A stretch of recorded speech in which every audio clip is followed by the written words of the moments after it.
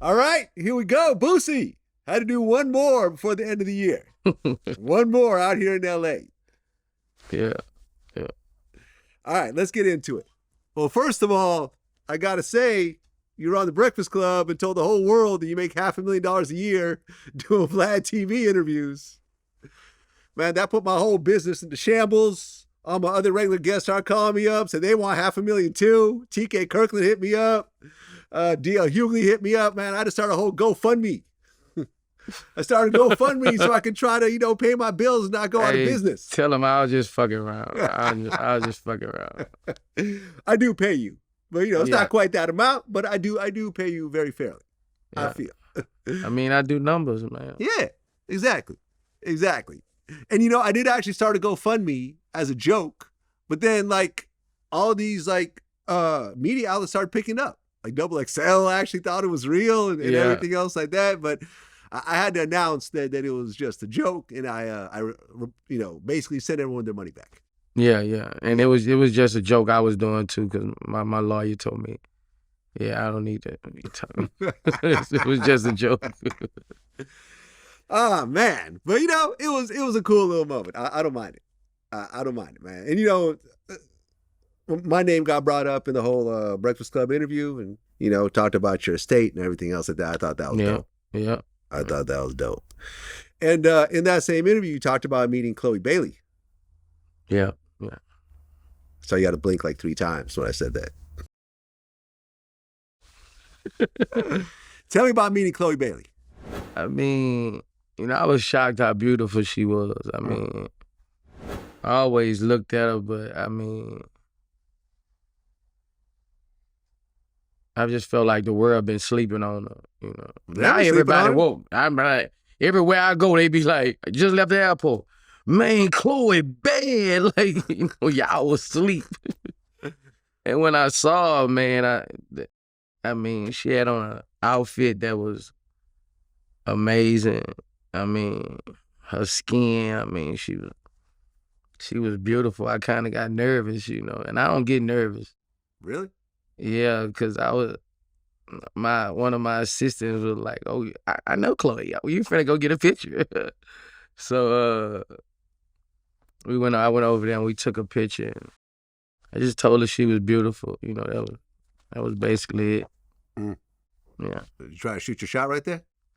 Nah, I ain't shoot my shot. I ain't gonna even lie. I ain't shoot my shot. I just told her she was beautiful. She said thank you. I mean, I was Boosie, but I wasn't Boosie badass at the moment. I ain't had no liquor in me. I had just got to the Grammys. I wouldn't turn. If she would have caught me an hour and a half later, when I got in that crowd, it would have been I probably would have grabbed her hand, So. I'm a little disappointed though, because this is your new celebrity crush. And right, but Rihanna, no, but it just became my celebrity. Oh, right then and there. Right then and there. But still, you knew right then and there that Rihanna was now out of the picture. Yeah. And Chloe is now in the #1 spot. And unlike Rihanna, who you've never met, right? You never met Rihanna. Right. You got her right here in front of you. Come on, Boosie. Come on, man. I mean, I can't say that. Dog. At least I kept it real. You kept it real? At least I kept it real and say I froze up. That's one thing about me. I'm going to keep it real. I ain't going to go back home and say, I was all on No. Nigga, I froze. Yeah, who did I freeze around? I froze around Beyonce. Beyonce was right next to me at the Alicia Keys concert. We were backstage and she was right there. And I was like, damn, it's Beyonce. I could literally touch her shoulder right now. Her bodyguard was there, but still, it was she was all in the music. And I'm like, damn, that's Beyonce. Yeah, but... And it wasn't the time neither. It's there. It's backstage with everybody who performing. Mm-hmm. Probably everybody looking at me, and I was kind of lost for words. Even though she took a picture with me too. She was like, Boosie, So I was like, hey, I mean. Then since I said she was my crush. Somebody sent me 3 weeks ago, her getting hit from the back. Oh, yeah, that movie. fucked my head up. I'm like, what the fuck? I was like, I never saw this show. And I was like, God damn. I mean, she bad, Vlad. I gotta give her flowers. You know, I just feel like, why nobody else ain't been saying this since all these people that saw her. And, yeah. I mean, nobody have said what I saw. I think they've been sleeping on her, brother. Yeah, she just seen with that Damson Idris. Yeah. You know, from Snowfall. Snowfall. Right. Yeah. You got to hit it. Well, he didn't really hit it from the back. Oh, but, you know, but I don't think there's any penetration or anything else like that. I'm just saying. Nah, it's a movie, man. Ain't no penetration. Right. It's not an X-rated movie. It's a regular movie. Yeah. But I looked. I was like, damn, this child here, she bad. No, man, she's pretty. Pretty girl. Yeah. Pretty girl. And her sister's pretty too. You know what I'm saying? DDG. Yeah, that's his Little Mermaid. That's his girl. Yeah. But they're saying that she's pregnant, but they're not sure. I don't know. Yeah, that's the Little Mermaid. But that's the shark, the big sister, the megalodon. She's the Little Mermaid. And that's the shark. And the other one's the shark. Yeah, the megalodon. Megalodon, the big shark. the dinosaur shark. Yeah. Okay. And like you said, you performed at the 50th year of hip hop at the Grammys. Right. And is that the first award show that you performed at since you've been out? Yeah. Yeah. Before then, where'd you perform? BET Awards. Okay, but this is a bigger deal. Yeah. The Grammys. BET Awards is a segmented. Grammys is like everybody. Right. That's pop, country, classical. Yeah. When they called me, I thought it was a joke. Really? I thought they was playing. I was like, Boosie, we want you to perform at the Grammys. Stop joking. You know, but I'm grateful, man. I ain't gonna lie, I'm grateful.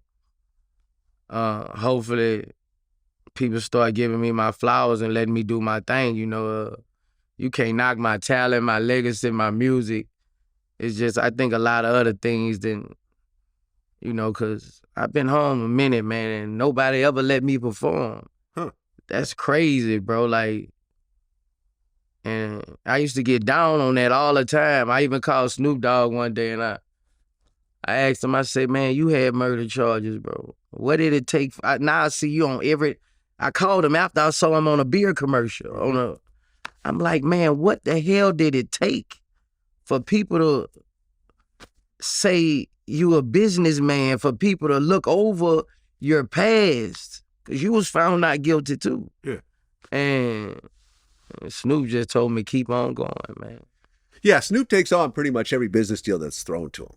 You know what I'm saying? Some work, some don't, but he keeps on going. Right. I've never seen anyone do as many business deals as Snoop, honestly. That's what I'm told, man. I'm saying keep on going, man. Keep on going. And now he's become, and also you got to hand to, I mean, Snoop is, could you say he's the most famous rapper in the world right now? Probably. Yeah. Worldwide. I'm not talking about the U.S. or California. I mean, if you drop Snoop in Africa or Europe or Australia, I think he'd get a bigger reception. He's on like TV. He on TV every time. Bro, like, Snoop is big time, bro. Yeah, he's doing Corona commercials. He's doing a Mexican beer commercial. He's big time, bro. Like, and that gave me motivation, man. When Snoop told me that gave me motivation.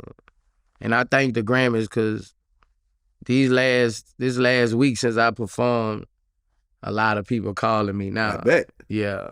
I bet. Magazines, all kind of people calling me. Good. So hopefully they start opening their eyes up and seeing, you know, like, because I'm going to do my thing. I'm going to steal a show. What'd you perform? I performed Wipe Me Down. Okay. So, man, I mean, I just want people to look over all that other shit and just, you know, give me my flower.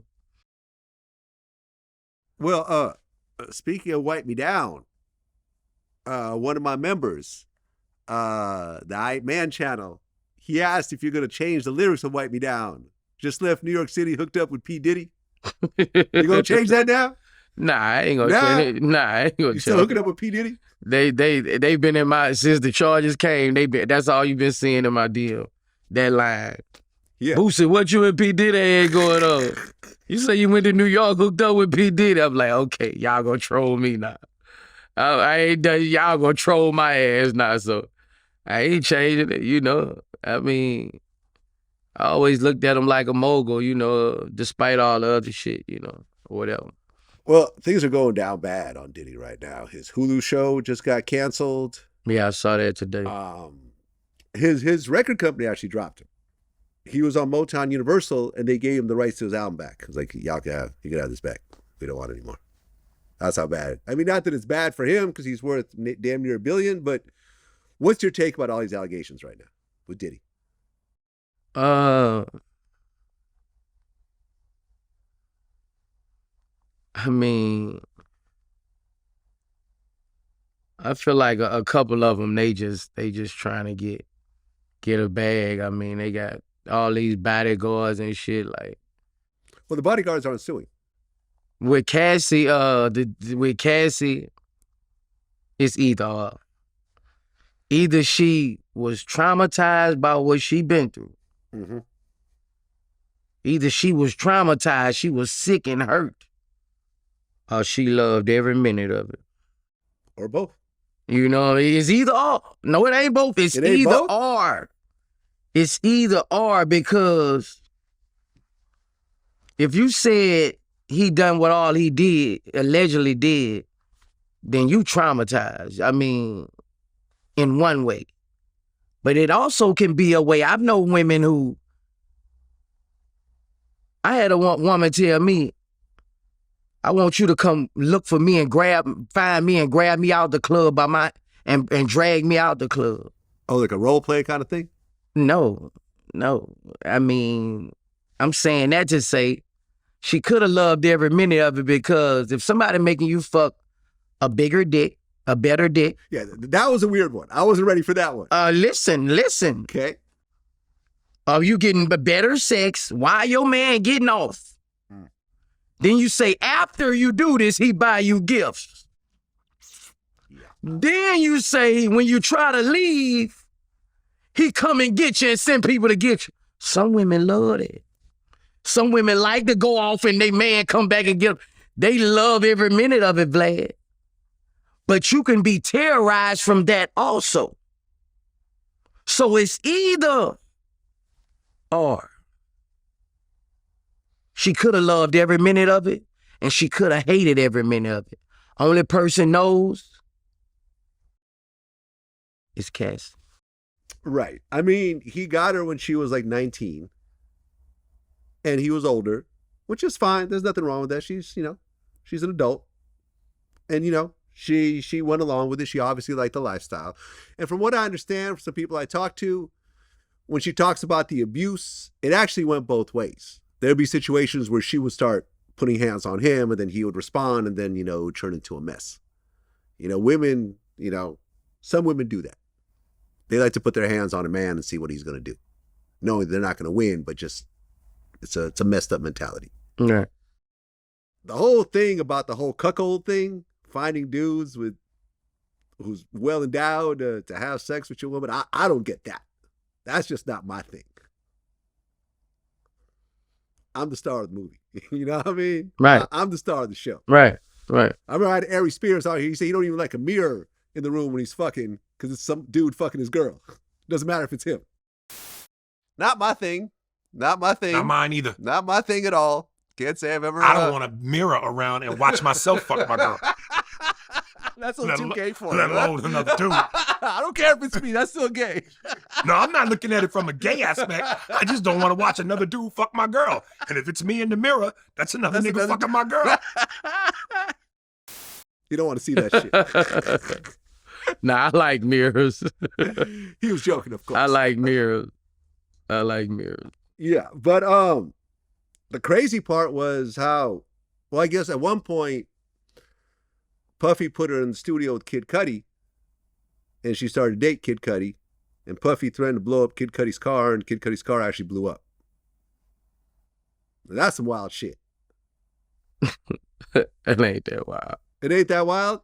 Nah. You've seen a car blow up or heard of this situation happening? Yeah, I'm not gonna talk about it on here though. Okay. I mean, to be able to send someone, because obviously Puffy didn't do it himself. I doubt you're going to see Diddy underneath Kid Cudi's car in the driveway, putting up something underneath it. You had to go send someone into a high-end neighborhood, knowing there's cameras all around, or it's a gated community, and get up under this man's car and blow the car up when he's not in it to prevent a murder charge. You got to have a different type of mind state at that point. Yeah. As opposed to just calling the motherfucker up and say, hey, that's my girl, leave her alone. Which probably would have done the trick also, if you think about it. I mean, allegedly. Allegedly. But Kid Cudi said his car actually blew up. We still can't say Diddy blew it up. Allegedly. This is true. You always got to say allegedly. Right. But if I say I'm going to blow someone's car up. But if somebody do that behind a woman, you sick in love. Like, you on something. Doesn't make sense to me. You on something. It doesn't make sense because, like, listen, I've met Cassie before. She's cute, but she's not like, oh my God. It ain't like what you described with Chloe Bailey. It was like, okay. Cassie bad. Cassie really? That's what I like them little cute ones like that. I'm not saying she's unattractive. I'm not saying that. Yeah. But I've met her in person. I think it was actually, when did I meet her? When Kanye had the Stronger video. Remember? Okay. She was in the video, and I remember when he premiered the video, I was there, and she was like, in the bar with us, and I'm like, oh, that's Cassie. I'm like, oh, okay. Cute mixed girl, but nothing, no real body. She's just kind of skinny and not voluptuous. She got her titties done afterwards, I mean, it depends on what you like, though. I get it. I mean, some people like that. That's that nice little petite, cute face, beautiful. You saw the picture? Oh, the naked pictures? Did you see the picture? I saw the pictures. Puffy actually called me up. I remember early on VladTV.com. Yeah, with the blessing. The nipple rings and everything else like that. Now I remember, you saw the one when yeah, I saw that. When she laid back? Yeah, exactly that one. Oh my Jesus that Christ. Was nice. I'm not mad at that. You talking that is flawless. It was pretty nice. It was flawless, nice. Bro. But I remember when I put that up, my man Sean Prez, who was working with Bad Boy at the time, was like, yeah, Puffy wants to talk to you. And I'm like, I ain't taking that phone call. I ain't going to have Puffy yell at me for the next 20 minutes. He's like, you don't want to talk to Puff? I'm like, I already know what it's about. I'm not taking that phone call. Yeah. I just know, because I know myself. It'll turn into a damn yelling match. Yeah. You know what I'm saying? I don't care if you're Puffy. Like, yeah. What the fuck, Yeah. You can't tell me what the fuck I'm going to post. Yeah. Because I didn't think he was going to be all nice and polite. Right. Yeah. And then a bunch of other lawsuits came in. This one woman is suing Puffy and Aaron Hall, and then my video comes back up where Aaron Hall talks about how I saw that. How Puffy see me fuck. Yeah. I saw that. I saw the video when I see. Yeah, 50 Cent posted it. I saw it. 50's crazy. I saw it, bro. Yeah, I mean, that video is like 10 years old. I don't know why Aaron volunteered that information. Yeah. It's crazy. She say they ganged her, huh? I guess. They flipped her? That's what she said. It was one at a time. In the lawsuit. Yeah, I guess they took turns on it. Oh, okay. Yeah, so they met at a club. They went back to the hotel, to Aaron's apartment. I just don't know why Aaron kind of went off on that whole tirade. It's not like I asked him that. He just was like, he starts telling about how well endowed he is and how no one could say otherwise. And Puffy and Jodeci seen it, so they can't say nothing. And I'm like, all right, that's weird flex, but okay.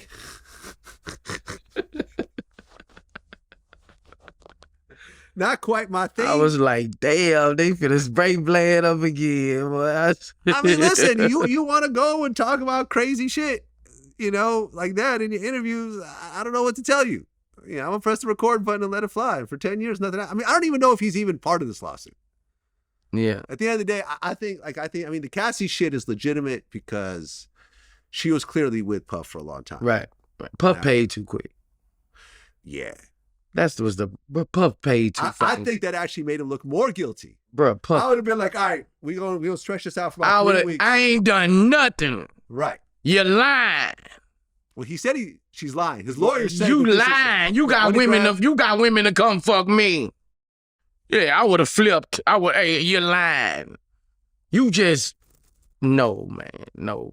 I was like, God damn. I read about it and woke up the next morning. It was resolved. I'm like, man, you know how many people's that's them dogs, them leeches coming out. Oh yeah, because it was lawsuit after lawsuit after lawsuit. I'm finna go. He gonna write it to me too. I would have, bro. Oh yeah, no. I remember 50 posted a picture of Puffy and Cassie. And he said, if I send you this text, that means I want my money today, not on Monday. I want it within 24 hours. That was the fact. I'm gonna tell you, I've been covering the news for 15 years now. I have never seen a settlement that quick in life. I have never seen it. And then after that, Harv Pierre, former president of Bad Boy, sued for sexual assault. Axl Rose of Guns N' Roses, Marcel Swiley, Jamie Foxx, Cuba Gooding Jr., Jimmy Iovine, sued by the same lawyer who Cassie was represented by. Bill Cosby again, photographer Terry Richardson, New York City Mayor Eric Adams. Is all these in New York? Yeah. Yeah, it was a New York law that expired on Thanksgiving. Oh, okay. Why them people wait so long, bro? Well, they waited until the very end. Maybe they're hoping there's a settlement leading up to it. Because a lot of times you don't have to sue in order to get a settlement, right? You could just threaten to sue and they'll settle with you and then everyone signs the paperwork and everything else like that. Fucking money be gone. Everybody money be gone. They won't come for your... Yeah, I think the most fucked up part is that a lot of these lawsuits are by Jane Does. Meaning that you don't know who's suing you. Which is... I just got a suit. A wrongful death suit, man. For what? Man, bro. I had a song with somebody and they called me the day of, like, come do the video. And I went and did the video, and when I went and did the video, before I even got there, somebody had got killed. Yeah, I think you talked about this last time, yeah. And they fucking giving me a wrongful death law. I'm like, you bro. weren't even there. Well, they'll just get thrown out. You got to spend some money, but they'll get thrown out. I just got to spend 30 on a lawyer, man. Well, 30 on just that? On a lawyer. You know, you got to go with the best lawyers, you know. But that just seems like an easy kind of, hey, my client was not there. Here you go. But no, I see what you're saying. You don't want to fuck around and then next thing you know, you're in court. Yeah. You know, the jury's like, you know, 2 million. Bro. Yeah, man. I mean, listen, I feel like, here's how I feel. If you want to sue somebody publicly, then you should have to put your name out. Because right now, let's just say you lose or it gets thrown out, your name was never out there. And you would just go on, and you didn't have to pay your lawyer because your lawyer took it on contingency. So you suddenly drag this person's name through the dirt publicly. A lot of people are going to say, oh, he settled, or, oh, no, he was found not guilty, but I think he still did it for the rest of their lives. And you have no effect on your life so at all, right? Or if you want to be a Jane Doe, then the person you're suing should be a John Doe as well. Right. I think that's fair. I agree. Because people are saying, well, you know, people don't want to put their names out because, you know, these people got power and their fans attack them and they make their lives hell. What about making our lives hell? That's what I'm saying. Just the more money, more problems. Exactly. But I'd rather have money. But yeah, it's just the more money. I never had these problems when I ain't had money. Well, you had nothing to sue over. Well, they're going to sue you over the cash you got, you know, that you keep under your mattress. You know what I'm saying? Like you can't, you need a paper trail to actually sue someone for something. So, well, I think what made the news a lot recently is you going on Instagram Live with your son, Tootie Raw. Yeah. Never calling him again. Now, I just want to say, let me just put this out there. Trapping could mean anything. Right. If you say, because he said, I'm trapping, making $1,500 a day in Baton Rouge, that could mean features. That could mean club walkthroughs. He just did a show with Big Boogie. I mean, selling tickets. Trapping. Yeah. I feel like when you come to LA, you're trapping. Oh, yeah, I'm trapping. See what I'm saying? I'm doing you feature do after a VladTV feature. interview. Feature. You're doing a feature. Show at night. A show, a club walkthrough. You're trapping. Distros. I mean. Yeah. Commercial. Show up at a liquor store to promote your liquor. Yeah. You're trapping. So I don't want anyone to get it misconstrued like Tootie was talking about anything illegal. Right. Because none of that was said. Right. But it still sounded crazy over the phone. Right. Why is he back in Baton Rouge? Man, I don't know. We made it out of Baton Rouge. I mean, I don't know. That's my struggle right now. I mean, I talk to every other person come in the house. I talk to them and try to get them. I even call his uncles like, man, won't y'all help me, man? You know. Are they still back in Baton Rouge? Yeah. And as a dad, bro, even though he finna be 21 or whatever, but as a dad, man, you don't see your son in a week of, bro, that shit, bro. It's like, I get worried about him, man, knowing all the, bullshit I done been in Baton Rouge. Well, right, because there's probably a fear of people who don't like you. They're going to try to, since they don't have access to you anymore, because you don't go. When was the last time you did a show in Baton Rouge?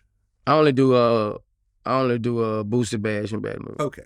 LSU Homecoming. I just did LSU Homecoming. Okay. But you're not hanging out in Baton Rouge? Hell no. But your son is hanging out in Baton Rouge? Yeah. Yeah. He been going down there every week, bro. I mean, it shit hurt my heart, bro. I mean, he done got to a point where, I guess kids get to a point where they feel they grown, man. You are grown at 20, 21 years old, but I wrote him the other day when he was down there, and I basically told him that, man, I just hope the respect I got out there don't make nobody won't try you. Bro. Yeah. I also told him if you get caught out there, you going to prison. Mm. This ain't no Atlanta. This ain't none of this. Right. This is a courthouse that I feel still hold a burden on me that I want.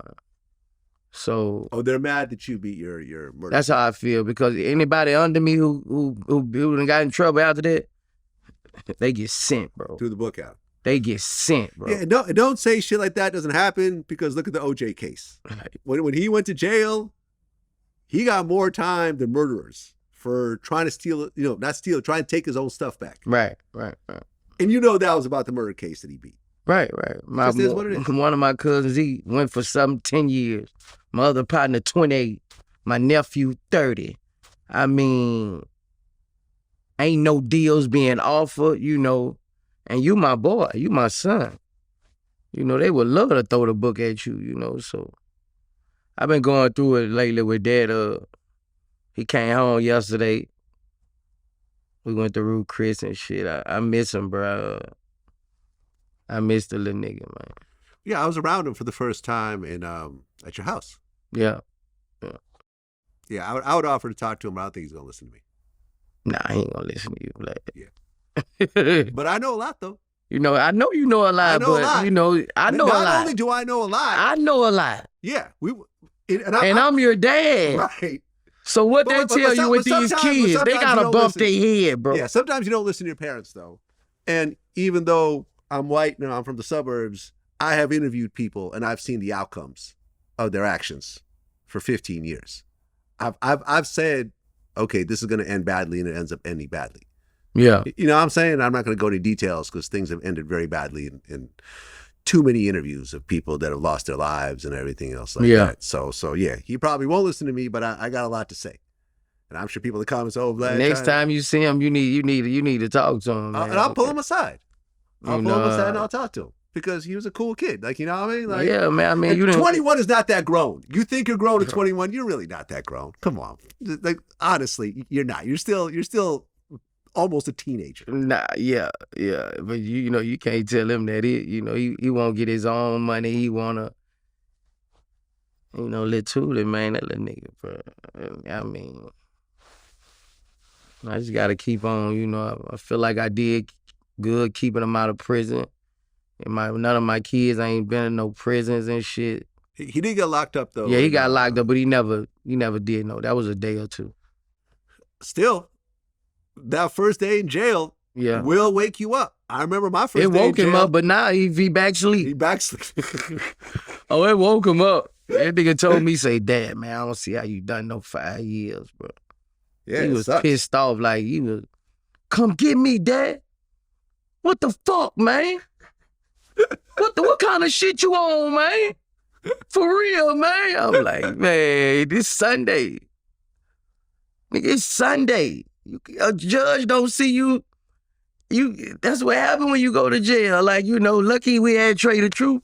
Yeah. Trey the Truth pull off some, I don't know what the hell, and got him out, man. But my son was tripping, bro. Like, that nigga was, you know, your first time in that motherfucker. That ain't no damn magician. I mean, we pulled it off, but I mean, I think he got to bump his head, bro. He ain't gonna, you know, by him being grown, he grown now, bro. That's how he feel, you know, he grown. He getting a little money, you know. All I could do is tell him I miss him, and, you know, I mean, when I, you know, some kid, like when I get on him hard, he pull away, you know. And when he pull away, that make him go further down the wrong road. So I try to be like cool with him too, you know. Cause when I used to get on him, he just gonna bust out and he gone. I mean. Yeah. I mean, look, I just want to say something. He respect his pops, but yeah, he don't really listen. Well, I think what happens sometimes is that people, they do something they know they're not supposed to be doing and they don't get caught, and they'll say, oh, God got me. But I just talked to God the other day and he said that he don't got none of y'all. It's just a law of averages. You keep rolling the dice long enough and you will crap out. God told me that. God don't got you. It's the law of averages. If the first time you roll the dice and if you get a 7, that wasn't God. That was the law of averages. And if you keep rolling, you will eventually lose. And if you keep doing things you shouldn't be doing over and over again, you will eventually lose. Right. And every time you do it, you come closer statistically to getting caught and losing. Every time. Right. You come closer and closer and closer, and it will eventually happen. And God don't have anything to do with this situation. God is not looking over you, making sure that you don't get arrested. I just want him in Atlanta, man. I just want him, you know, I want him to be chilled out. It ain't got to be, I mean, I just don't want him to get no shit with nobody and somebody hurt him or try to hurt him, and then they going to trick me off the street because I'm going all out behind my boy. Yeah, as you should. So that's what I be worried about, man. We made it out that shit, nigga. We made it out there. It almost reminds me of the King Harris situation. They best friends. Does your son stand on business too? Does he stand on business? Can he go to any hood and be good? I go to any hood. Let me tell you, T.I. can't go to any hood. All right, your dad, who actually comes from this, cannot go to any hood. Okay, he can go to some hoods, but he can't go to every hood. What did you think about that whole King Harris situation? I mean, I ain't really got nothing to say about that because that, you know, that's father-son business. But okay, I go through some of the same shit with my boy. You know. Yeah, I mean, I just hope. Like, I'll put it like this, man. I had 2 immigrant parents who didn't speak English very good, who didn't listen to hip hop, who didn't understand what the hell I was doing in my life, were not supportive when I moved to New York to become a DJ. Took them a long time to even figure out what the hell I was doing. And it wasn't until they actually saw the mansions and the cars and the jewelry that they were like, oh, okay, I guess he knew what he was talking about. I would have loved to have a famous rapper dad or a famous R&B singer mom. I would have loved that. I wish I had that. And your son and King Harris actually have that. And not only do they have strong, dads in their life, which not all of us have. Yeah. You know what I'm saying? Some of us don't have dads at all. I got lots of friends whose dad wasn't around. My dad was around. I'm not going to say that. My dad was around. Yeah. He died at 84 years old. I still miss him. But you have a dad who even has a show called The Family Hustle. He promoted you. He put you in a position and everything else like that. You grew up in a gated community. I know it's cool to glamorize some of the stuff that your dad raps about, but that's not your reality. That's Boosie's reality, and that's T.I.'s reality. But it's also the past. It's not the reality that anybody wants to still be in. I used to go to the hood and do videos and interview people and stuff like that on the corner, and everyone's scared of drive-bys, and the person I think just for every kid who got a situation like that, like us, we did all that so they wouldn't have to do that. Right, but they don't understand that. We did all that crazy shit. We did all that so they wouldn't have to do that. And I was telling my son, I was like, bro, like, for people, if people will never accept you or nobody else who has a hip hop dad or a dad like us as a gangster. Right. And that's okay. I say I always say that's okay, bro. I say, if you kill one person, you think if you kill somebody, they're gonna make them say, you did that to be hard. You got to turn, for people to say you like that, you got to be a serial killer. You got to kill 9 people. Now you tricked off the streets. Right. Nothing to aspire to. And bro, you kill 2, 3 people, they're going to just say you doing that to try to be something, and you can be all the way in the right. People have to understand when you got big dog parents and they've been seeing you since this big in mansions and shit, you're not gonna be looked at that no way in the world. Like nobody will ever accept that out you. You know what's cool to me? I always tell my son that. You know what's cool to me from my point of view? Ice Cube's son, who said, I'm thankful my dad had money and sent me to USC film school so I could learn acting. Right. I just watched a new movie with Denzel's son, who's now a leading actor in big budget films. Right. That's cool to me. He used what his dad had established and probably had his dad teach him. You know what I mean? Because Denzel's one of the greats. Yeah, it's cool. To me is cool. Yeah, that's cool. I respect all of it, but they doing the same thing that our kids doing. It's just our kids can't do that with this, what we did. They following their footsteps. Rapping? And acting.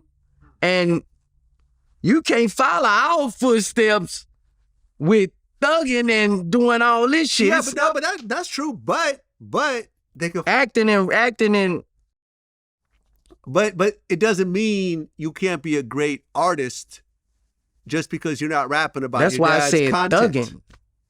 But you could be.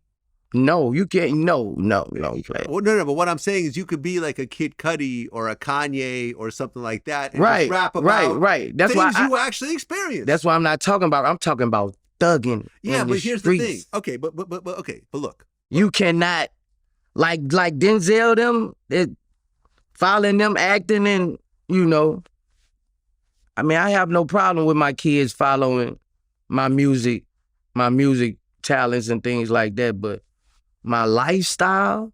But that's not what they're trying to do, though. I mean, like you don't make money off your lifestyle. You make money off your music, and then in turn, it all kind of intermixes. But at the end of the day, an actor can act like his dad. Yeah. A rapper's son whose dad was rapping about. You can't do that and expect people to respect your craft. If you've been seen growing up in mansions, you can't get on there and talk about killing everybody in front of the corner store. You feel what I'm saying? That's how I feel about the situation, Vlad. I feel like, it's cool to take our music talents, but yeah, have your dad hook you up with some producers or some songwriters or some singers, but don't be like Michael Irvin's son, who's rapping about killing people, and Michael Irvin goes on TV You say you grew up in gated homes. Stop it. You have shot nobody. You're not in any gang. You haven't beat up anybody. You're a kid that everyone actually wanted to be like. Right. We all aspire to have our kids grow up in gated communities where it's safe. Right. You know what I mean? Like I lived in the hood when I was, when I first moved to Brooklyn. That shit sucked. Yeah. You know what I'm saying? I remember coming outside, someone throwing a bottle at me the night before. I saw the dude still on that same block. I knew that there was potentially an issue. I'm like, damn, every time I go outside, I guess I'm in fear of my safety. Right. In the gated community I live in, there's none of that. And there never will be. You got a big ass gate in front of your house. Right. I don't know, man. It's and always had a big ass gate. Always had a big ass gate. I mean, well, on the Breakfast Club, they asked you about the joint album with T.I., and you said that you fucked that up. Yeah. Was it because of the VladTV interview? Yeah. Yeah. But I'm gonna tell you like this: when I saw that, I think T.I. fucking lying. I think he went up there and just got the fucking talking. You think something happened at 18 years old, right? You gonna hold how vocal he is. I've been around this. You gonna hold that in all them damn time. All this damn time for 20-something years, you gonna hold that in, and it finally came out? Do you blame me for it? Nah. I ain't say Vlad fucked it up. Yeah. Thank you. I'm a man. Thank you. I ain't say Vlad fucked it up. Well, T.I. said the Vlad fucked it up at one point. He kind of blamed me for it, from what I understand. He'll probably feel like that. Okay. But you're on record, you're saying that I just asked the question. Yeah, you just asked the question. And you already knew the answer. Yeah. I didn't pull that out of you. No. In any capacity. No. We didn't talk about that before. No. We didn't even have a conversation about it before. We never have a conversation about nothing for the camera. Come on. That's what people don't understand. Yeah. But that's what brings the spontaneous aspect of what we do. Yeah. We'll just chop it up, talk about our families, whatever else, and then when it's showtime, it goes. I didn't know how you were going to answer it, honestly. Yeah. I had no idea. And you could have been like, well, that's something I need to talk to him about. Yeah. And, once I talk to him, then I'll give my opinion, but you decided to say what you said, and it is what it is. Yeah. We made amends, though, so, Yeah, you guys are good now. And the whole world was trying to get us to, we made amends like two boss niggas supposed to. I checked on him the other day when the shit was going down with King. That's. Yeah. That video was funny though, man. Hearing Tiny say, "Shut up! You want to embarrass yourself." You know what I'm saying? It was such a motherly thing to say. Like it was just like. I mean, that's how. I mean, it get to that point with family, bro. That's just life, bro. Especially with your little boy.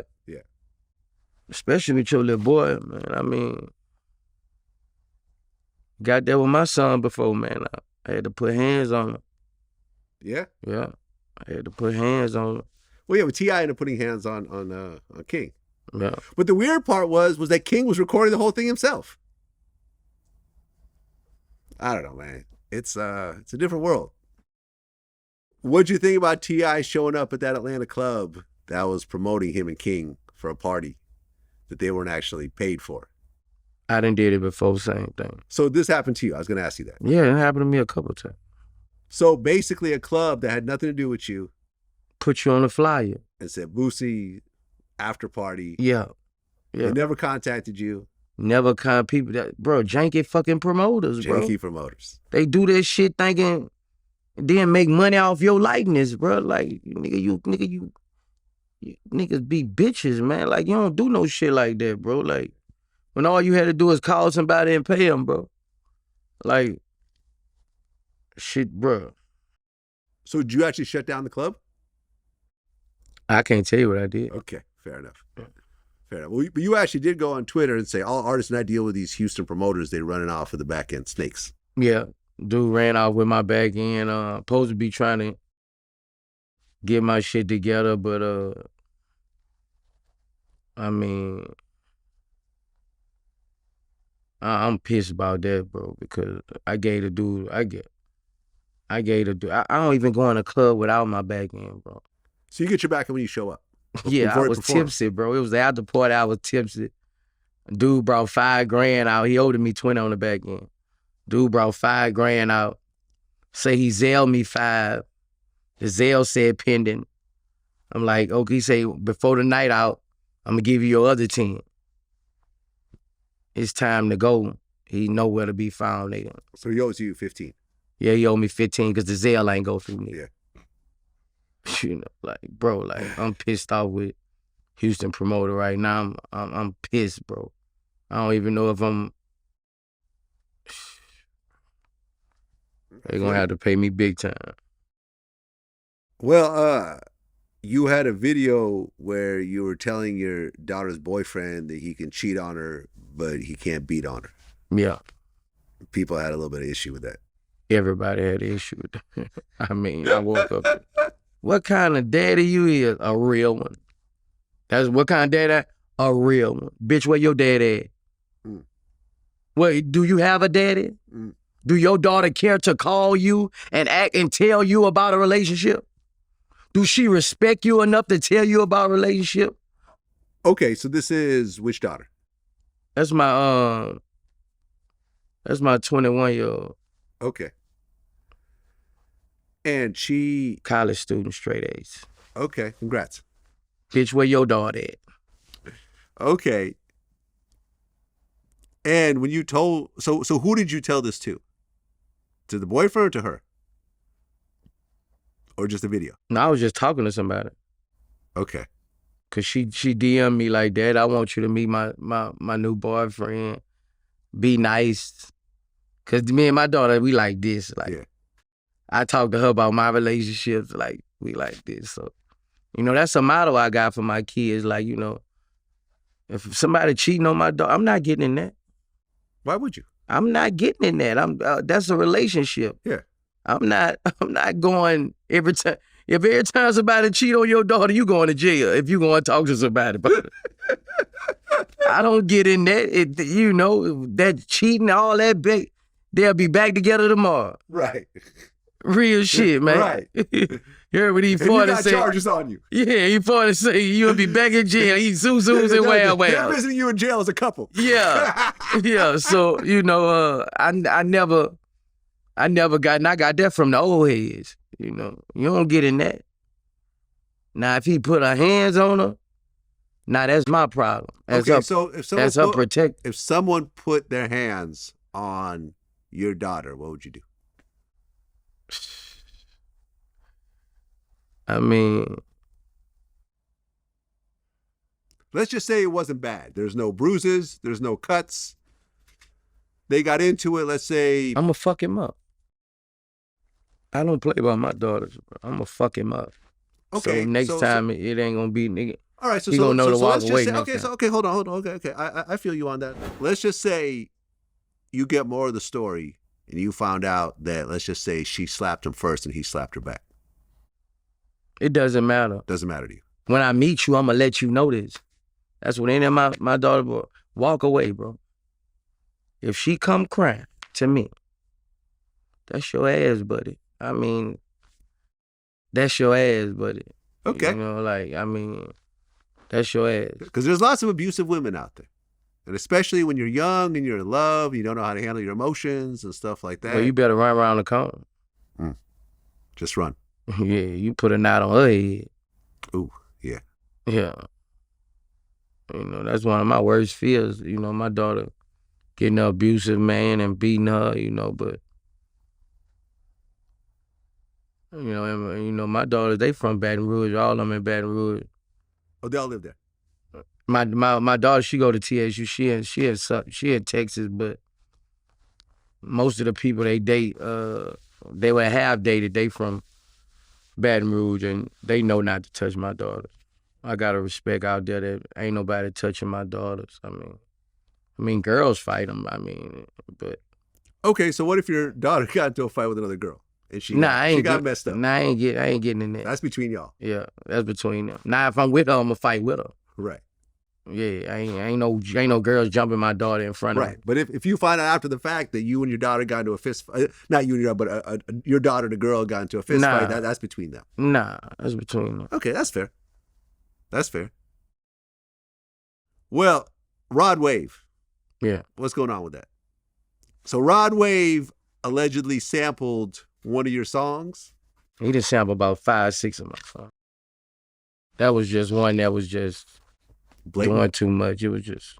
Well, I remember people started to look in and find all these lyrics that he took from other rappers. They say they call him Rob Wave. Rob. Rob Wave. Because he robbing everybody. That is funny. That is funny. But you know, he responded to you and said that, hey man, hit me up. We can work it out. Cap. So hit him did up. you speak You want to to see the screenshot of me and him on FaceTime? No, I believe you. Yeah. So what happened? I hit him up and he was like, man, what you want? I mean, I basically told him, give me $200K, bro, and 25% of the record. Which is a lot. Because, you know, the record had been out about a month or two, and it's like his biggest records. And, you know, it done already made money, and he was cool with it. He was like, you know, all right, man, we're gonna get to it, woo-de-woo. I had left it alone, bro. I mean, I feel like when he said hit him up, I could pull up on him, I was like, this nigga a real nigga. You know what I'm saying? Well, he just didn't like the price, right? That's what it sounds like. I mean, on the phone, he was cool with the price. Right, but he thought I was gonna say $1 million or some shit. Right, but I'm saying his actions prove otherwise. Right. If he was cool with the price, there'd be, okay, the lawyer would contact you or the manager, and then... Nah, when his reply back was, Boosie don't own the whole song, so I'm not paying. Well, who owns the whole song? Trill and Warner, but I own a piece of the song. Okay. I don't own it 100%. I own a piece of the song. What percentage do you own? Probably 20. Okay, a fifth. Yeah, a fifth. Because that's when I was signed to everybody, so you don't own. But I still own my publishing, my writer's credits. And that's what I'm telling him. I'm like, you know, nobody put me in that paperwork, in the credits, in the publishing. It got put out without my publishing, and that's a lawsuit. Yeah, I mean, people sample my interviews all the time and put them in songs. And then sometimes my YouTube videos from those interviews get, like, copyright claimed and shit like that. I'm like, wait, hold on. So you illegally sample my shit, then you want to take my YouTube revenue on top of it? Are you fucking crazy right now? Bruh, like... Empire's notorious for this. I've had like 3 Empire songs pop up. Like, okay, come on. It like, man, and it fucked me up because people think I'm tripping and motherfuckers, but it also got people to start respecting me. Since that didn't happen, I done got 4 songs where people didn't put me in my publishing in the percentage before it done got put out. So now I think people starting to respect me as you just can't do whatever to Boosie, man, and just think he too gangster you ain't gonna do this to Michael Jackson. Yeah. You ain't gonna go do this to Stevie Wonder. You know, I mean, everybody they got mad at me, but everybody was praising Marvin Gaye family when they got it from Robin Thicke. Yeah, I think sometimes you get this weird... No, it's Boosie. It's cool when they do it. It's a problem when I do it. Right. I mean, I remember I just interviewed Wack 100, and he was telling me about how Suge Knight lost Death Row over a lawsuit because he didn't show up to the lawsuit. And the reason why Suge didn't show up is he said gangsters don't go to court. Everything started crashing. I remember reading in the newspaper that Death Row was lost. I remember them coming with the chains that said The Row. I remember these things. I remember real estate being took, vehicles being took, and I saw the fall of Death Row. I asked Suge one time, why you not going to court? And he was like, nah, gangsters don't go to court. I said, civil court. This is how he lost the company. That's how he lost the company. I go to court, man. That's what I'm saying. And then, you know, you're publishing and all that shit. That's for your kids, Vlad. Right.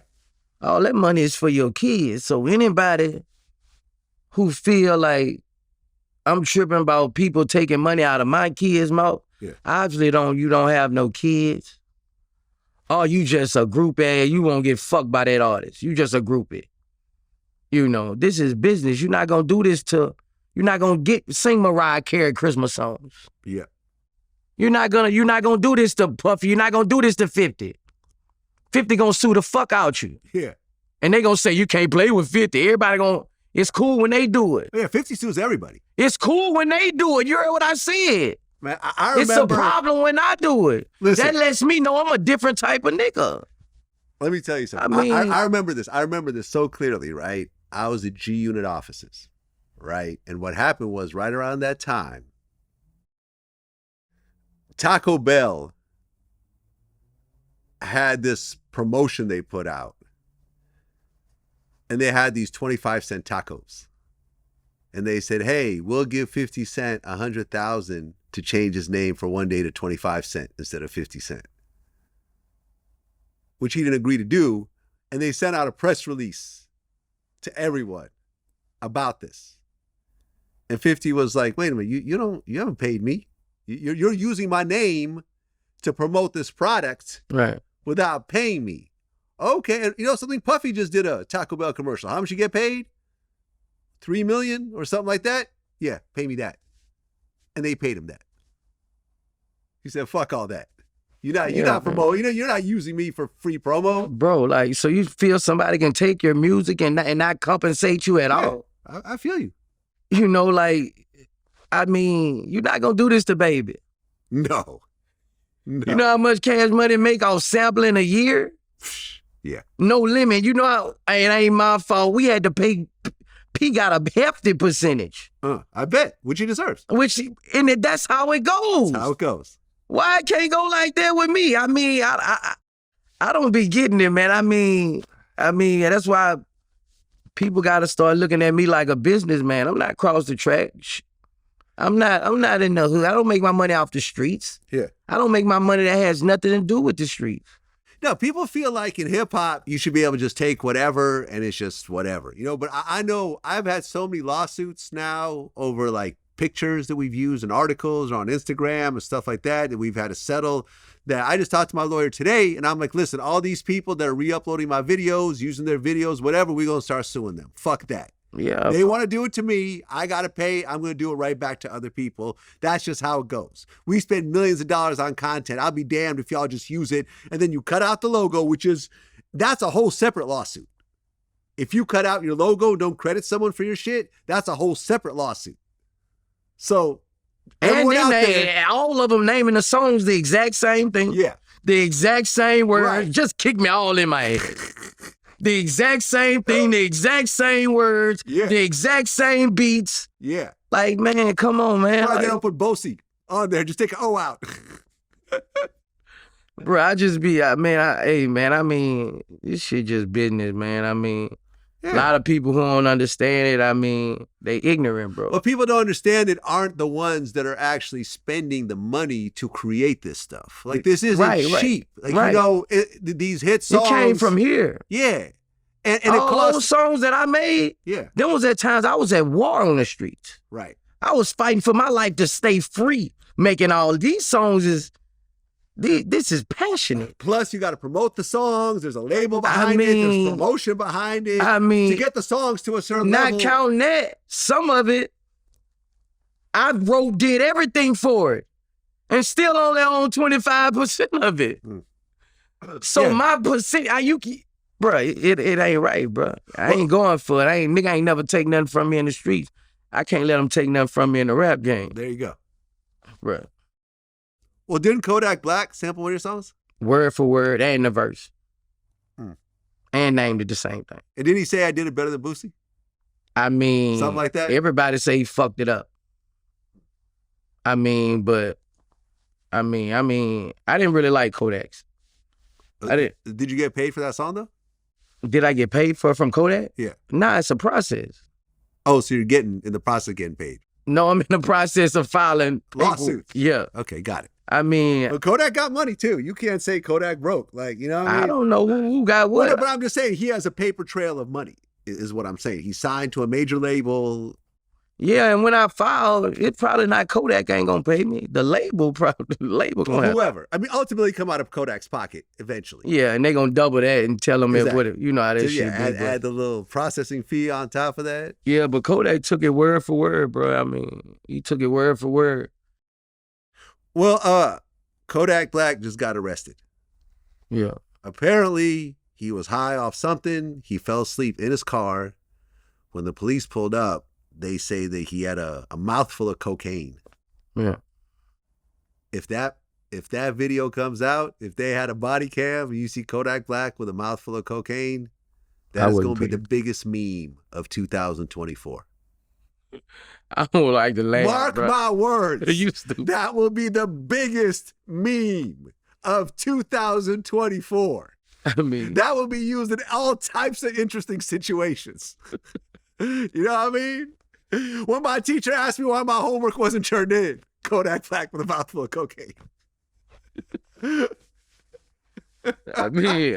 When my landlord asked me why I haven't paid my rent, Kodak Black meme. You know what I'm saying? I don't laugh at that, bro. I don't laugh because I don't laugh at people's troubles, bro. I mean, well, I got my own this troubles. is a little bit ridiculous, man. I mean, bro, they sat when I woke up, that picture was all down my DM, bro. Like, the mugshot. Yeah, I'm like, man, I'm not finna. I hope y'all don't think I'm finna post no nigga troubles and get a crack out of it. You know.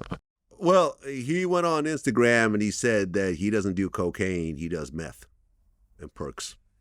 Like, this is somehow better. Like, he said, I ain't no junkie. Man, I take meth. Bro, I would just say it. Man, like I told y'all before, man, even when me and Kodak had I won't see him get help, bro, you know. Well, and people start pulling out songs talking about how he's doing cocaine in songs. Yeah, I mean, I'm not saying it's true, but I'm just saying there's songs about me it. and him ain't never really had no real smoke. I said what I said, and, you know, got a lot of backlash or whatever, but I still want the little nigga to get some help. I felt like when I had somebody had pulled up the No Jumper interview, and I had watched the nigga like, man, look what Kodak's saying about you, whatever. And I had watched it, and when I watched it, bro, I was, you know, for somebody to say something about me, I ain't feel no way, feel no ill will towards him or nothing. I was more mad how he looked, bro. Like, you know, I know that look. I know that shiny skin. That. What does shiny skin mean? What do you mean? It's like a drug addict look. Huh. Like. You mean when he was on Drink Champs? Yeah, right. Yeah, I was like, I don't think he's been on No Jumper. You know, I've been around them dudes who. I've been around that shit my whole life, bro.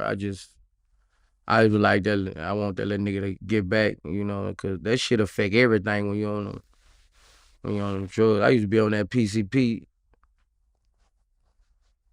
talking just like that. Well, you know something? Fucked up, man. One of my members, the Out of the Box podcast, he said, I don't know where he got this from, but he asked, did Bushwick Bill introduce you to PCP? Yeah. Okay. No, he didn't introduce me. I smoked it with him before. Okay. Yeah. Rest in peace, Bushwick Bill. Yeah. One of our big dogs, one of our D-boys, one of the Birdmen out there called me over there like, Bushwick Bill over here, nigga, you gotta come over here. I gotta introduce you to him. And they introduced me to him as this Boosie, this little Boosie, he up next. Like, you know, and Bushwick was rolling up. PCP. Yeah. We got Did he mix it with anything? Cigarette. Oh, so you dip it or you just sprinkle it in or? Oh. Nah, it was fall. It was in the fall to where it's already. Okay. So we got loaded, man. We got on side the house. That's one of my good memories, man. I'm always remember that. I got full of that PCP with Bushwick. Yeah. Now PCP is kind of a crazy drug. Like people try to lift cars and do crazy shit and stuff like that. Yeah, I was gone, bro. I was gone. That if you ever watch Friday, you know, like oh yeah, when Smokey got in the chicken coop. The chicken coop. Yeah, remember I was telling you this the time. You ever heard about me telling this story when the demons got behind me, the horses? Nah. Yeah, man. You had demons behind you. No on real horses. shit. No real shit. My car caught a flat on the river road, and I had to walk like 5 miles in the dark all the way home. High off PCP. Off PCP, and horses, one had a red hat, two had a blue hat. They was on horses. They was demons. They was on horses chasing me. I ran all the way to my mama's house. This like 5 miles I ran. My mama would tell you this. She was trying to put me in a crazy house after this. No, I'm serious. I'm serious. And when I got to the house, I was crying. I had cuts on my feet, all on my legs, because I was jumping gates. Huh. You got away from the demon horses. Yeah, they were. I saw them. I mean, you were high off PCP, so. Man, bro, I'm running. Man, bro, I'm I telling would you. believe the UFO story before I believe the demon horses. You know what I mean? But it was demons on horses. The one in the middle had a red hat. The other two had a blue hat. And they had a whip in their hand. And they was coming after me fast, and I just kept running, and I kept looking back. I kept running, and when I got to my mama door, I was full of blood, and I was crying.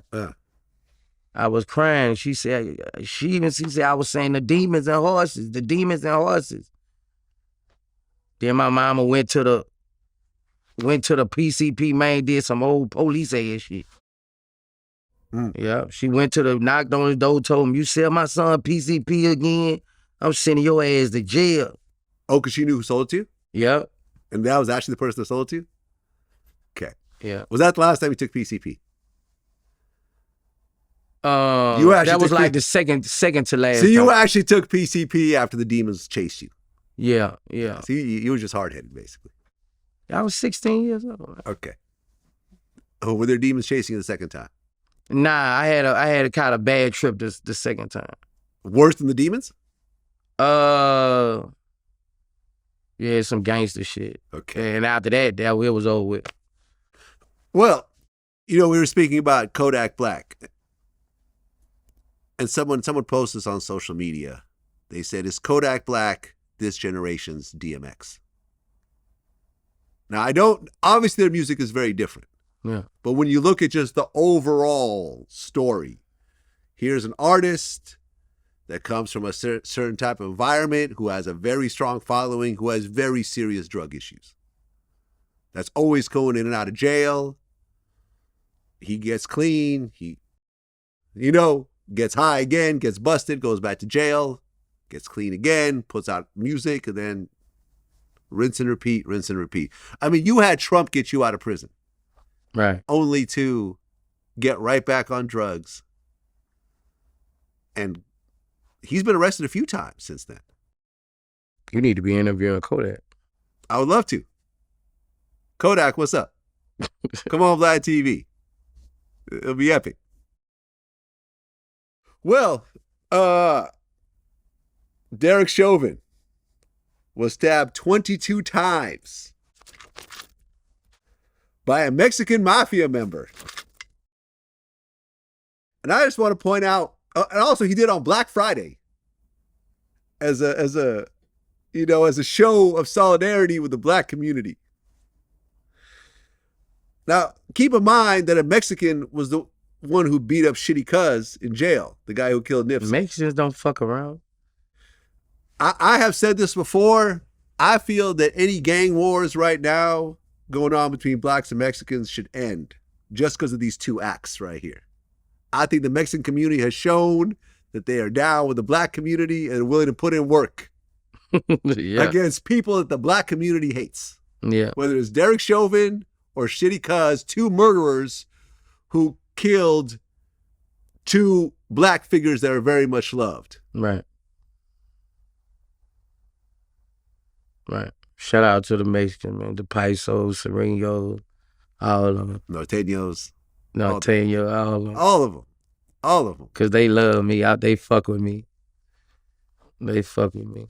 You know what's interesting is that when Derek Chauvin went to prison, he had put in like all these requests not to be around black guards because he thought the black guards would kind of try to exact revenge for George Floyd, only to be stabbed up by a Mexican.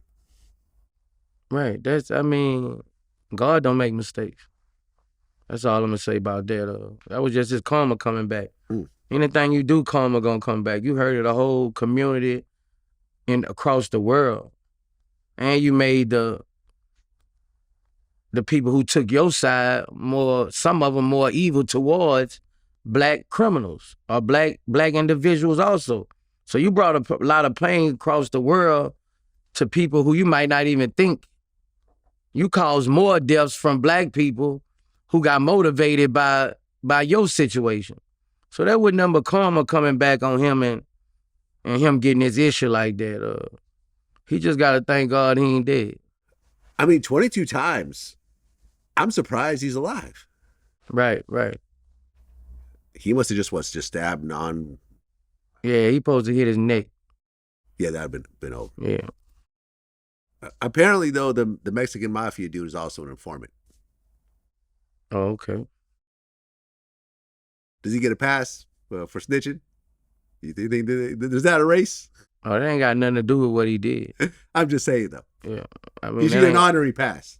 No, I just feel like he did a good deed for a lot of people. I don't even want to go into his jacket or whatever like that. Yeah, I don't know either. But I know we broke the story in terms of his background and everything else like that. Yeah. Yeah, man, the Mexicans put in work. Yeah. The Mexicans have historically run like the California prisons and stuff like that. I don't know what it's like was it Missouri where Chauvin was sentenced? Minneapolis, something like that. Oh, okay.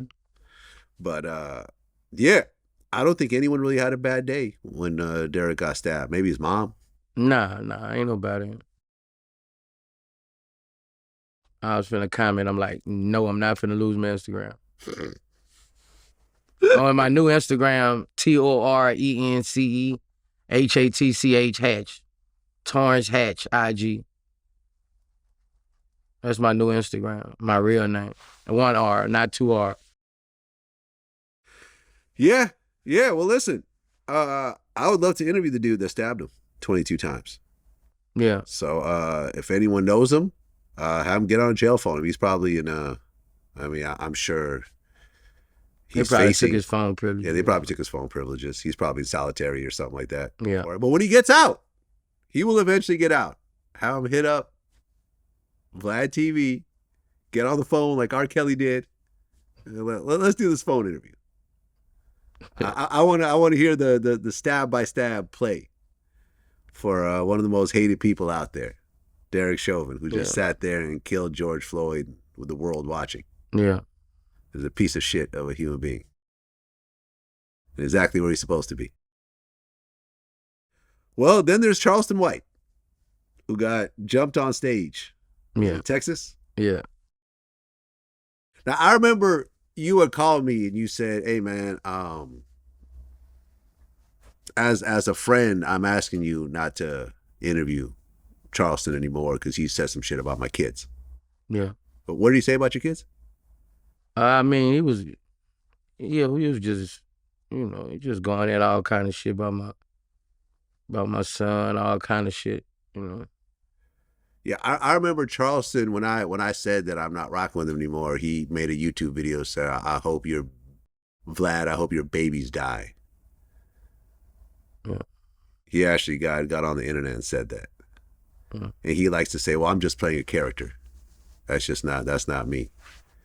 Or he was talking about raping babies and all types of other shit. I think he talked about raping Math Hoffa's daughter or some shit. Oh, I'm just playing a character.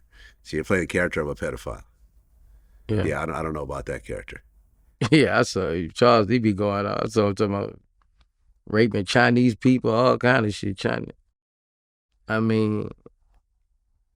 I can't respond to that because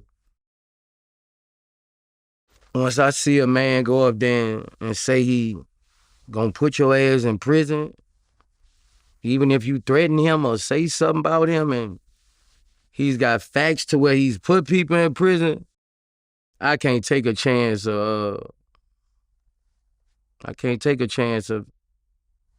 getting involved with that. Well, listen, I don't want anything to happen. He's like, I'm gonna call. I seen him on some shit. He gonna call somebody. PO. Oh yeah, no. He calls people. He gets people arrested for threats and stuff like that. But I'm not threatening Charleston White. I remember when his name came up when I was on the Dancer Project podcast and they interviewed me. I said, I have no.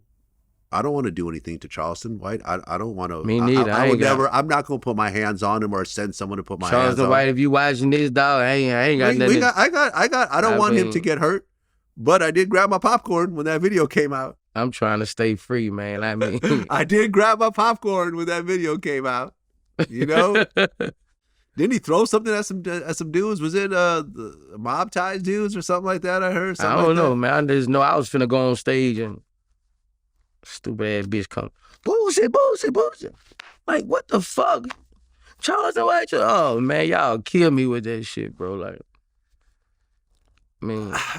My thing is this, like Charleston, and I know you're gonna hear this because people are gonna send this to you.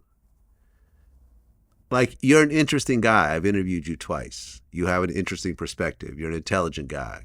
You know what I mean? You have topics that are intelligent. You don't have to do all this extra shit that you're doing in order to achieve what you want to achieve. You know what I'm saying? And it would behoove you to apologize to all the people that you've said these disgusting things to and say, I will never say that again, and actually stand on that. And I think you'll actually be more successful if you do that than doing what you're doing. Because I think that eventually it will, you've seen people already try him. And, right. Like I said, he probably thinks that God got him, but God don't got you. It's the law of averages. I mean, and the drop is the drop. At some point, someone's going to get the drop on you, and you may not be able to walk away from it. Yeah. Because you're saying some really filthy things about people's families and so forth that you don't have to say. It's not necessary. It's not. I mean, I think... And it got nothing to do with the people you're talking about either. Everyone's kids ain't got nothing to do with whatever beef you got. Talk about the person. I mean... Since I never respond or talk about Charleston White, I mean, I think people done put in their head like, I'm afraid of somebody, but bro, I'm not afraid of nobody but God, bro. Like, and people, I don't know if people, cause I'm gonna keep it real, man. Me and Blue was going back and forth and he pissed me off so bad. The nigga said, you don't say that when Charleston White say something. I'm like, motherfucker, did you just bring... I'm like, bro, that man, so I don't know if people think... Man, I don't know, bro. I don't know, bro. I just... my uncles, everybody told me, Boosie, do one thing and, just keep it cool with that dude, bro. We need you out here, bro. Well, yeah, I mean, he calls the police. Yeah. He calls the police. And let me tell you. And I don't think I don't, like I'm telling them, my uncle made me, I got some OG uncles, bro, who been through a lot, who talk to me about stuff. They know I'm kind of hot-headed. But they made me realize, they say, man, bro, that dude don't want to kill you, man. That dude don't want to hurt you or nothing. He say, both of y'all talk shit. He say, man, I think he used to talking shit and he not used to not getting a response. So he was like, man, don't take that chance of nobody calling your PR or your judge. With all this shit I got going on, man, I can't take that, bro, Well, I mean, he can't do shit to me. I don't have a PO. I don't have a criminal record. Right. He can't call anybody to get me in trouble. I don't really give a shit. And, he would like to, I remember he responded to me. He was like, oh, Vlad don't want to interview me because of the shit I say, but he interviews murderers. My thing is like, but Charleston, you're a murderer. You went to jail for murder. And I interviewed you. So that logic don't make no damn sense. You're a murderer. You went to jail for your involvement in killing of a man, trying to steal the jacket or some shit like that. And I still interviewed you. I don't necessarily, I understand that murder just happens. And that doesn't mean that that's something that, doesn't mean that you can't get your story out there, because there's a lot of different situations when a murder occurs. And I understand that. And some people deserve it. Charleston's case, the person didn't deserve it, but there's cases where people do deserve it. Self-defense, anything else like that. But at the end of the day, I understand that Charleston's making money and he's making a name for himself by being as edgy and everything else like that. But at one point, I feel like he's been lucky. But the drop is the drop. And if someone got the drop on you and you're not prepared for it, the worst possible situation will happen because you don't see it coming. That's all I'm going to say about the matter. But speaking of people getting beat up, do you see what Draymond Green did to Yusuf Nurkic? Caught him with a haymaker. Pow! Now, I'm going to say something. I watched that tape over and over and over again. It honestly looked like an accident. What do you think? I'm not going to say. I don't want to say. Draymond, my boy. Man. Oh, you know Draymond personally? I don't know him personally, but when I see him at the game, he come out, what up, Boosie? You know what I mean? I like Draymond. I mean. I like that hard, that aggressive play. I mean, me too. I mean, I'm a 80s basketball, 90s basketball watching motherfucker. So, that's Detroit bad boy. Right. I mean. Oh, yeah. They was way worse than that. Bill and Bill. John Sally. John Sally wasn't really like John that. Sally was just an athlete. He wasn't really like that. Yeah, he wasn't like that on the team. What the other one was? Isaiah. Isaiah was pretty dirty. Isaiah was pretty dirty. Edwards. Yeah. Was it Edwards? I think. What was the name? Who's the dude on the Knicks? I interviewed him. Oakley? Yeah, Charles Oakley. Oakley put Jordan on his ass. I used to be so mad at Oakley. Oakley, me and him kind of got into it. I remember I mentioned this in our interview. I was walking into a Jordan party, right, in New York. And me and my man were walking in, and he was walking ahead of us. And I guess it looked like we were just trying to sneak in with him, but that wasn't the case. We were on the list. And he turned around and he put his hand on my chest like, hey, man, don't try to play me like that. And I got this big giant ass hand on my chest.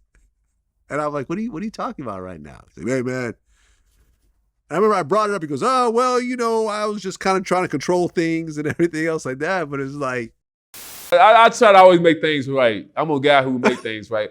I remember about KD came to the Jordan party with some, I think he was in Denver or something. He came with some sweatsuit on, this and that. I like KD. I know he was young in the league. Like, you can't become no part with no sweatpants on, this and that. That was a big motherfucker. That was a big ass hand. I can just imagine having to actually be on the court with that guy and having to. Yeah, them guys on the court big, bro. Yeah. Like they. But Charles Oakley's extra big. Yeah. Yeah. They look small aggressive. everybody looks small on that TV. Yeah. When you courtside, LeBron is a walking tank. Yeah. Yeah, he's big. He's big. Muscles all in the back of his Achilles heel.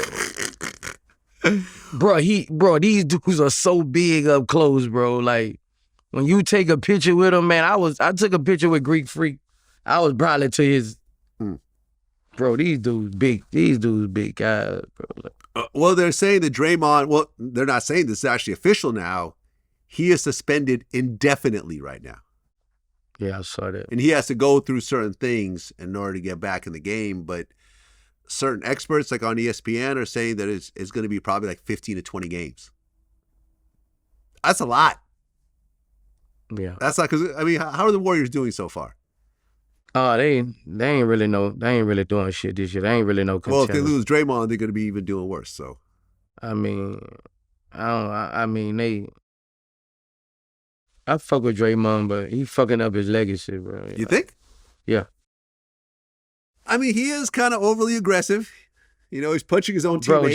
just think of all this shit that done happened, bro. Like, nobody's talking about his championship. And he's got a lot. Nobody's gonna be talking about his defensive player of the year. Yeah. He's gonna be known for that fucking choke. I died laughing when I saw it. My boy brought it to the kitchen. Look at your boy. Look at your boy. Wow. Like, bro, like, you know, because you got to understand social media runs the world these days. Well, I mean, he had a press conference. He goes, listen, it was an accident. I didn't mean to punch him. And you know me, I'll admit to punching people. But this was not the case. And it wasn't a clean punch. It was sort of kind of like a flail kind of. Bad, you got to know basketball. You got to really know. Okay. You thought it was kind of intentional. I don't want to say, but I mean, you're not going to say it's not intentional. You got to know basketball. Okay, no, you know about. Listen, I never played before. You played for your high school team, yeah, and everything else like that. So I'm not gonna, I'm not gonna debate what you're talking about. But I feel like, you know, and I'm a Warriors fan. My court is the Warriors. Yeah, you're right. In your backyard. You know, I'm a Warriors That's fan. where I touched the rim, by the way. But all I hear from Draymond when I hear his name these last couple of years is how crazy he is. You know, and as a fan, that kind of get to me. I'd be like, this motherfucker Draymond gonna lock you up. Draymond helped win them fucking rings. Yeah. And that's all you hear. That's all you hear about is, so that overshadows your talent and things like that, you know. I feel like he got one more chance. That's it. And if he do it again, I mean, he'll be kicked out of the NBA? I think so. One more chance. I think he got one more chance. Because, you know, the NBA weak as fuck now. He wouldn't have probably a technical foul if he was in the 80s and 90s. NBA weak as fuck, man. Yeah. This shit weak, man. You can't even look at somebody when you dunk. They done fuck the game up, bro. You talked about that. I got so mad the other day, bro. Man. So they're giving you technical fouls for dunking and staring at someone. For dunking and what? You done took all the sauce out the game, man.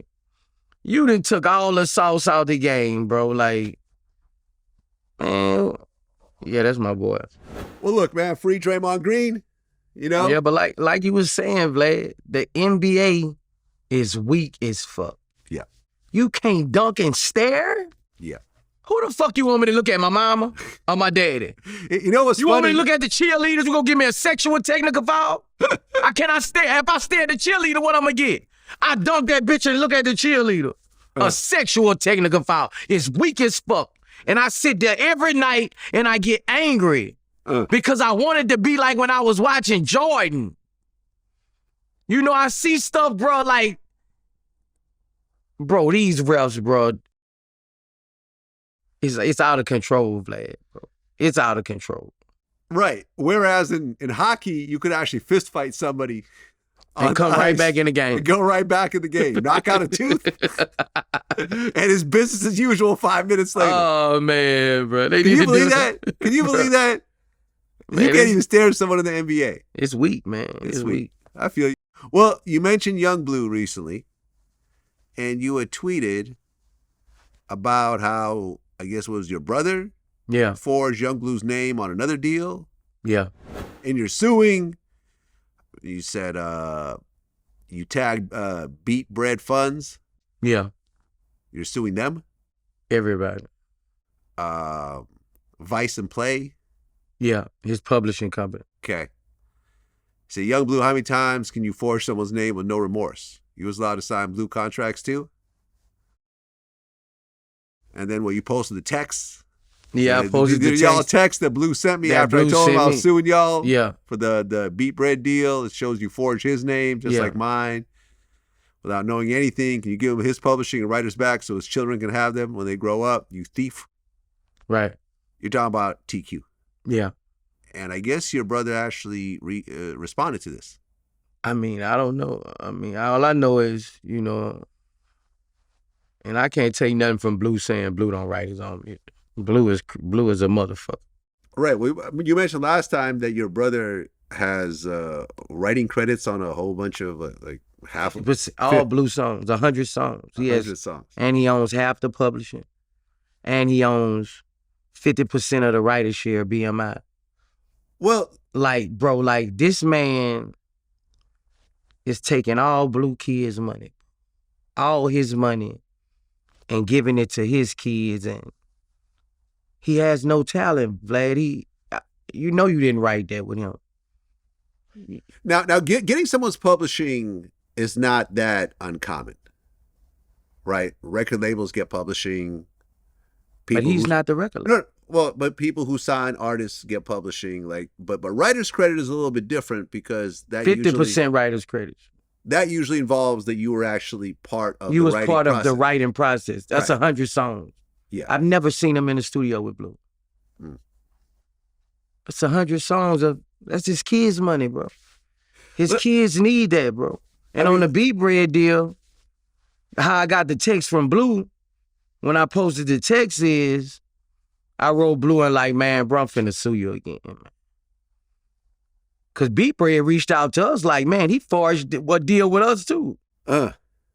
So I told Bleu, and Bleu said, I'm finna show you. Boosie, I'm finna show you that I knew nothing about this. And he texts TQ, if you read the text, bro, did you get 150,000 from, I didn't know nothing, but why did you forge my name?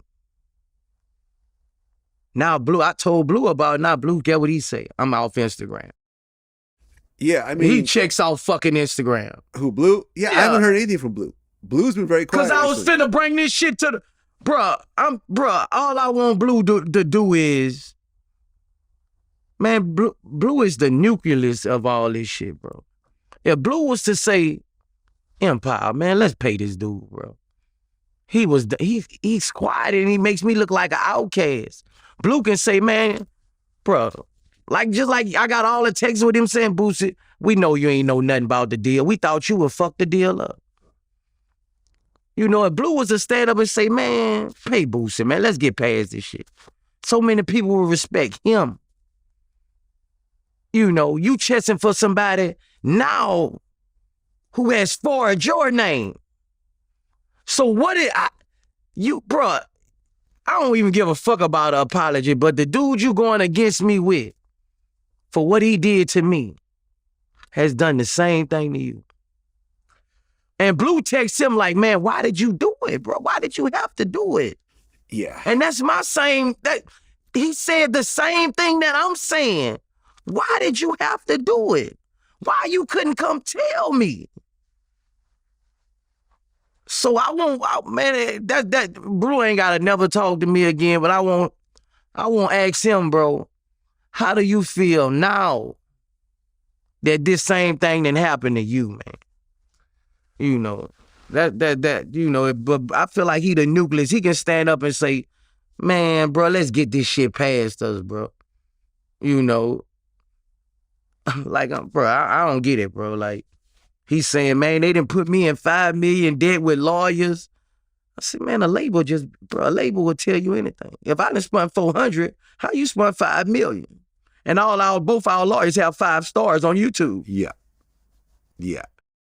Look, I mean, last time we talked about the whole Young Bleu situation, how he asked me for $50,000 for your lawyers, which you said just isn't true whatsoever. So me and Bleu are not in the best space right now. I was actually expecting Bleu to hit me, which he hasn't because he's got my number, obviously. But what are you going to say? That I'm lying? I got the text messages. It's coming from your phone. You showed me, man. I showed you the text message. I could post them publicly. You showed me, man. Like, I just want to ask you, man. So that whole camp, I just don't know what the hell they're doing right now. It doesn't make any damn sense. To hit me up for $50,000 on behalf of someone that never asked for $50,000 is crazy to me. But it's whatever. Luckily, I didn't pay it. But I just want that dude to stand up for me, dog. I mean, who, Bleu? I mean, I know I done said some fucked up shit, but man, right is right, wrong is wrong, bro. Yeah. Like, and you know, I feel like that's karma, bro. Like, you chasing for somebody who you know what was done to me. Now he come right back and do it to you, man. You know, so I feel like Bleu the nucleus, he can stand up and say, man, let's get past this, man. Well, Boosie, yeah. let's meet up. We meet with Empire. Let's call guys in Nema. Everybody get together. Let's come up with a deal, compensate you, and get past this shit, bro. Well, yeah, because look, I know Blue's gonna listen to this. Bleu is the type of artist, or the type of music that he does, that he could have a career that goes into his 40s, 50s, or 60s. He does the types of songs that will allow him to perform in Las Vegas to older audiences. Great artist. Yeah, he's not like a Lil Pump, you know, Right. who's just like, yo, he's just hot for the moment because he's got a certain hairstyle and a certain style, and a couple of years later, people aren't really checking for him in the same way. Right. Not really a shot at Lil Pump, but he just happened to be an example of what I'm talking about. Right. Bleu is a different type of artist with a different type of catalog. So you have a lot of career ahead of you, and this is a thorn in your side. Right. You got Boosie and me and talking about it, and these are big platforms. This is millions of people tuning in who are like looking at you a little sideways. And just like he got a fan base, I got a fan base. I mean, I got a fan base. We all got fan bases. That's going, everybody gonna pick sides. Exactly. When you keep it real, everybody can come into one like it once was. Yeah, and like I said in the very beginning, I know you because of Boosie. Boosie brought you to VladTV, and that's like, how our bro, relationship started. You making people choose sides. All these people fucking over me and shit like that, they making people choose sides. Yeah. And, you know, and my fans ain't the ones to fuck with. They different. Like, my fans, like, I be in the DM calming my fans down, like, no. You blocked. like, my fans, bro, like, you call yourself taking something from me, you know, like, man, that shit, bro, it ain't no win-win situation, bro. I feel like when people do that, it's making people pick sides, and when everybody could be on the same accord, you know, everybody know, you know, I knew nothing about the deal. I got 1 million hours of proof for that. Even TQ went on the thing and said, we couldn't find him. So that means I knew nothing about the deal. Yeah. You know, I mean, bro, I'm tired of going through this shit with them, bro. You know, I'm tired of going through it with them, bro. I mean, unfortunately, and I've gone through this myself, I'm actually even going through it right now, is that when you reach a certain level of business, sometimes people just don't want to pay you, and you have to sue people. Right. You got to go through the process, and you don't understand why they don't want to pay you, because they're spending money in other ways. They're paying other people, but they're just not paying you. So they're kind of using your money to pay other people. Right. And a lot of these times, these are like bigger companies, which doesn't really make a lot of sense. Right. But you can't go to jail for not paying anybody. You can you could file a civil lawsuit, but then people could file bankruptcy. So it's a messy situation. And it's not like a lengthy situation. Yeah. And then you know. But it doesn't help your career also. Yeah. I feel like what Bleu doing is not helping his career, and it's not helping my career as a CEO. I mean, we both taking the L, you know. Well, imagine if the two of you squashed and went on tour together. Bro, that's what what I just said, a nucleus. Yeah. He can bring it together. Yes.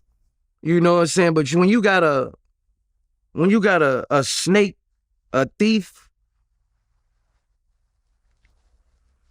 and someone who's just not keeping it real, stuck in the middle, then you have a powerhouse behind it. You know, somebody got to get together to make it work. And right now is everybody against me, and that's what they feel like. I feel like bringing them power, but it's not. I feel like it's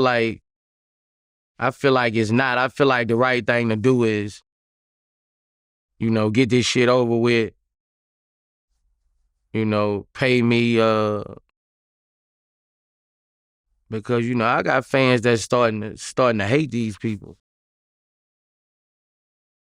Yeah. Yeah, I hope it works out, man. Like I said, I have somewhat a relationship with Blue. We've had conversations about this, and it seemed like we got to a good place until he texted me about this, this weird ass 50,000 that didn't exist. Blue, I think Blue doing a lot of shit his conscience eating him up. Man. Yeah. Like Blue know I was done dirty. He know. Like he know, bro. Like yeah, this dude know, bro. Even now, it just when I sued, that's when everything. I posted a tweet that Blue said that I was this. He said that you would never hear me say that I wasn't that I'm not signed to Badass. He was the only one believed in me. He just going on, just brag. This after they did the deal when I didn't know. He just bragging about how good of a CEO I am, what all I done did for him. And it's just when I sued, bro, it's just everything went fucking left, man. Well, 1090 Jake, who is now a regular guest on VladTV, he released paperwork of King Yella naming in a police report where he named various rappers as gang members. Lil Durk, Offset, 600 Breezy. You heard about this? I saw some shit about it. I ain't really getting to it. Yeah, so apparently he was caught up with the police and he started naming all these different rappers and said, oh, these are gang members. And the paperwork surfaced. And his response was, well, none of them went to jail over anything I said. Do you consider that snitching?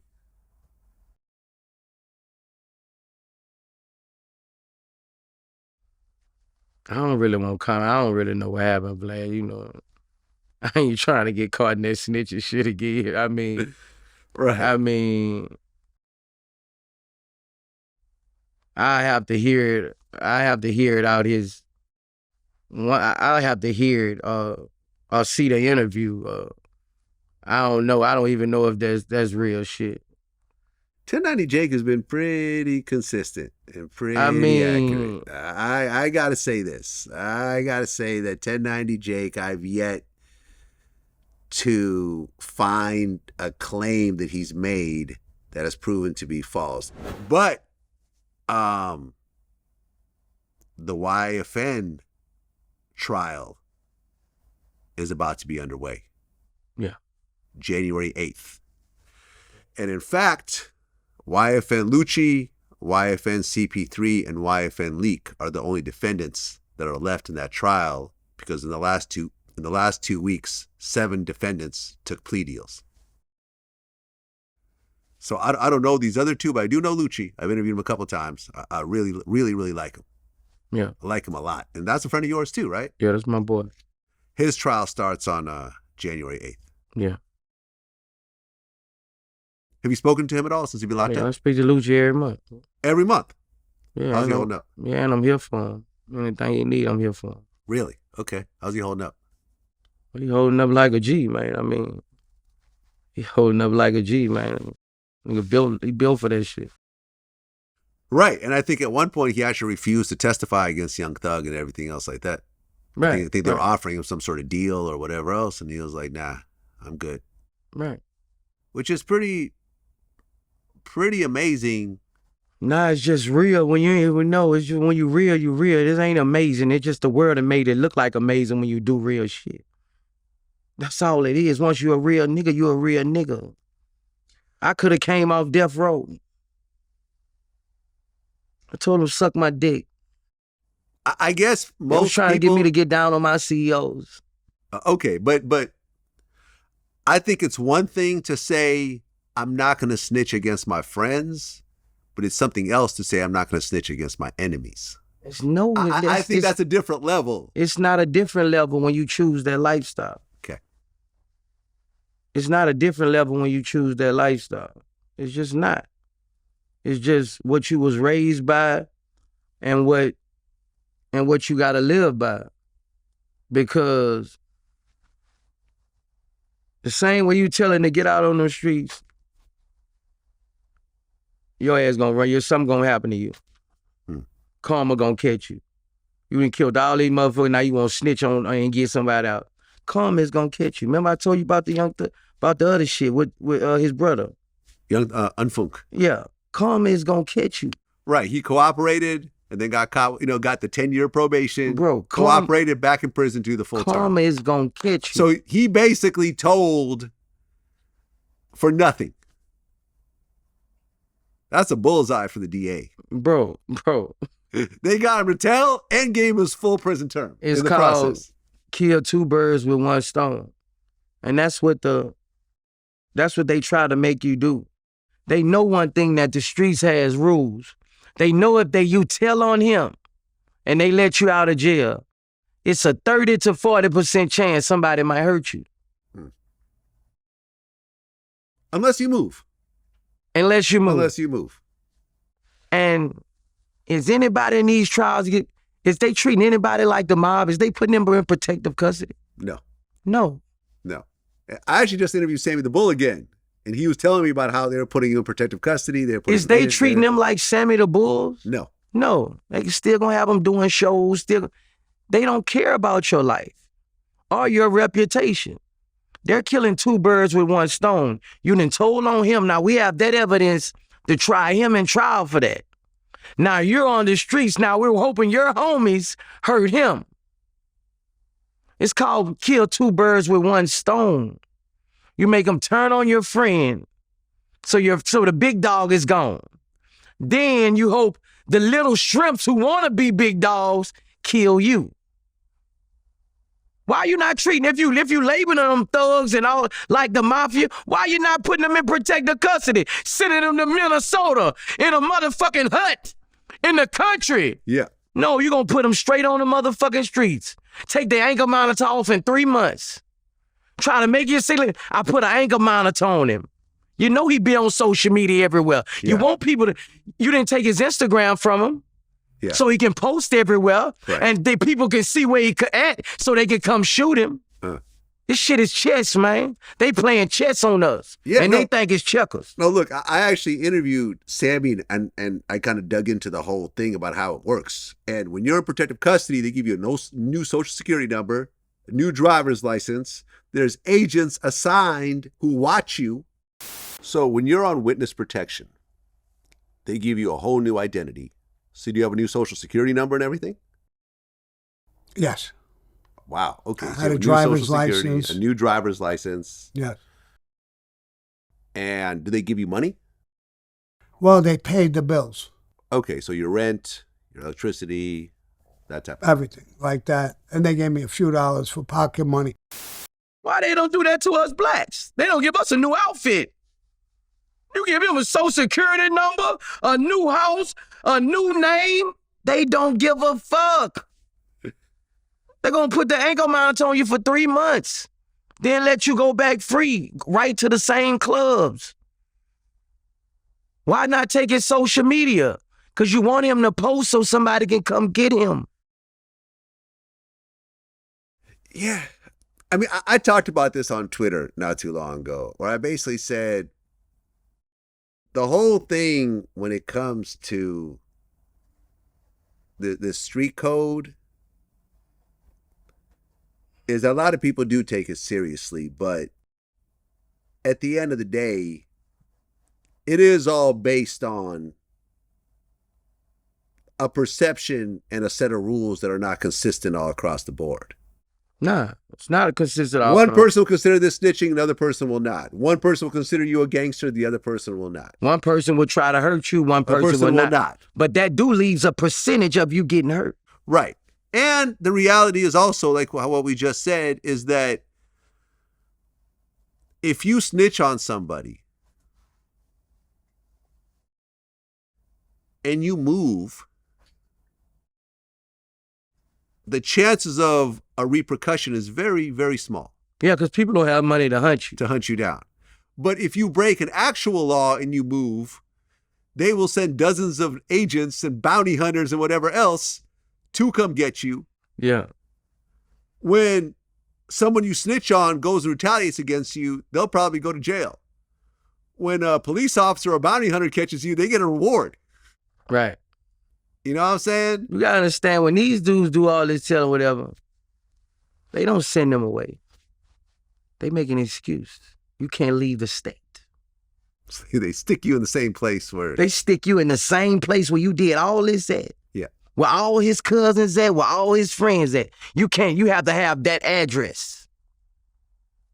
What is that, man? That's chess, bro. Yeah. That's knowing your next move. It's chess. Yeah. They're playing chess with you. Yeah.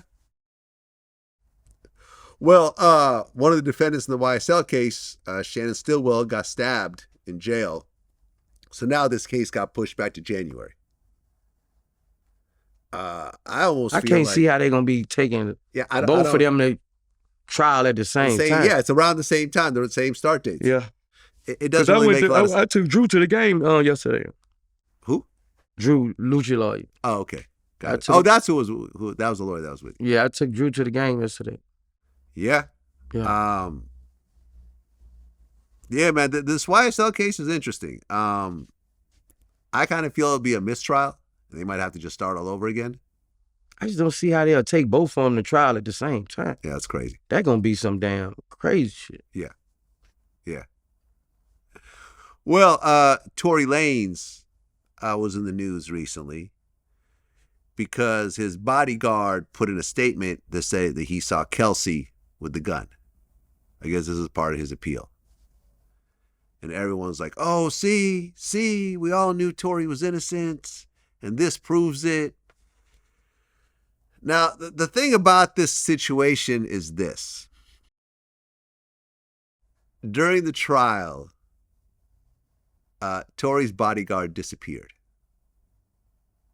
Nobody could find him until the very last day of trial. And he showed up. He said, okay, now I'm ready to testify. So the prosecution was like, okay, hold on. He could testify, but we're going to need some time. We're going to need to put this trial on hold so we could actually create our cross-examination and everything else like that. And Tory's own lawyer said, okay, never mind. He won't testify. We'll just go forward with the trial. So now he's putting this appeal saying that I showed up to trial, but the DA wouldn't let me testify. The DA was going to let you testify. They just needed time to prepare. Yeah. Because you're pulling this funny business of not showing up and everything else like that. And and I did a tweet about it, and everyone was mad at me and said, oh, no, that's not what happened. Jay-Z was behind the whole thing and this, that, and the third. I personally don't see any of these appeals working. Because, like I said, you could say the DA didn't allow you to testify, but he did. Tory's own lawyer decided stupidly to forego it. I mean, when you see appeals come through, have you seen appeals happen? Yeah. What's usually, because all of his appeals have failed so far. 80% of the time your appeals ain't going through. 80%. 80% easy. Yeah. I think it's like 82%. Well, yeah. In order for your appeal to go through, 3 superior court judges that are over the judge that you appeared in front of have to decide. I believe it's unanimous, but it might be a majority. They have to decide that the judge below them made a mistake. Their coworker. Yeah. They got to say their coworker dropped the ball, which makes their coworker look bad. Yeah. Now, that's not to say that judges don't do the right thing and other judges do mess up. But an appeal is not easy. Hell no. Do you think Tory should have taken the stand? Yeah. I do too. Why do you think he didn't take the stand? I think he went on a lot on what his lawyers was telling you. A lawyer can convince you, but I follow my motherfucking heart. I mean. During your trial, did you take the stand? Nah. You didn't? Nah. Did your lawyer tell you to take the stand? No. Okay. So why did you decide to follow your lawyer? Because he was explaining to me what all they can do to me if I did catch the stand. And he was basically explaining to me, you're not getting up there unless it's just so fucked up to where you gotta get up there.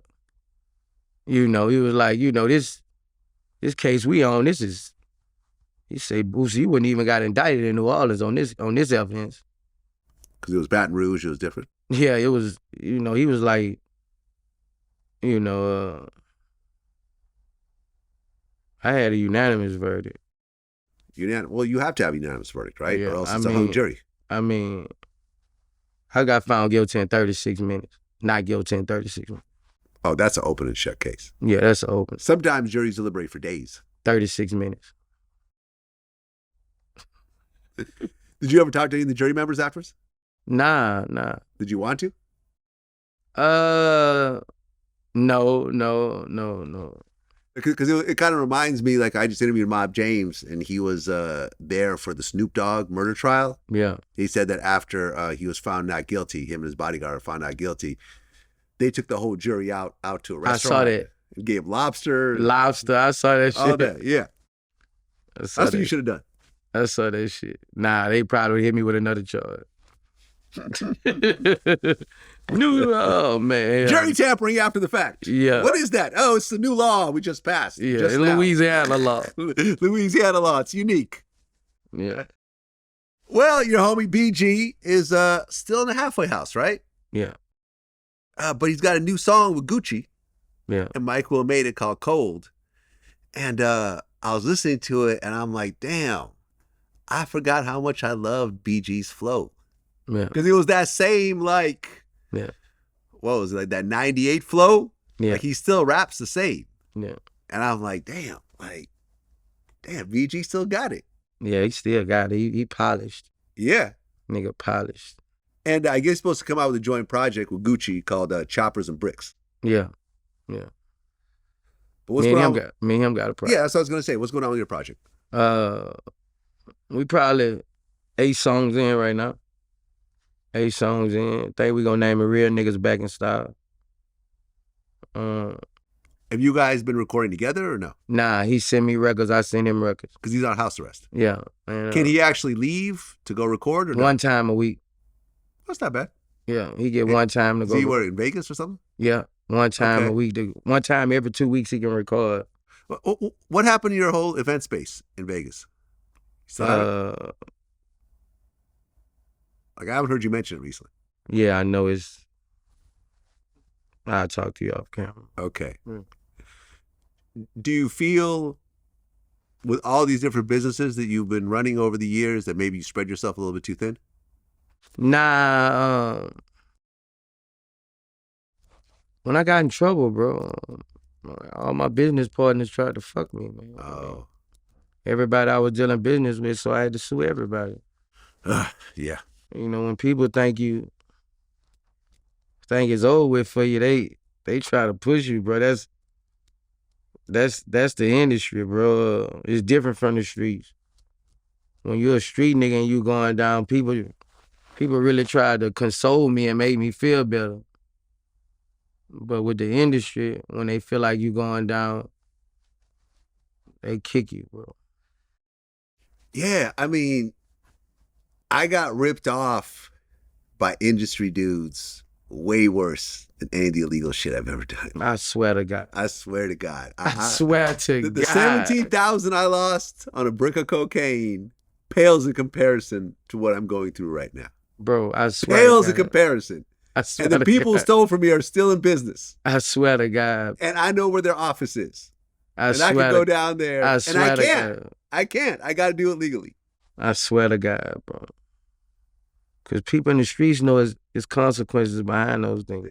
But a business person doesn't care. A business person doesn't care.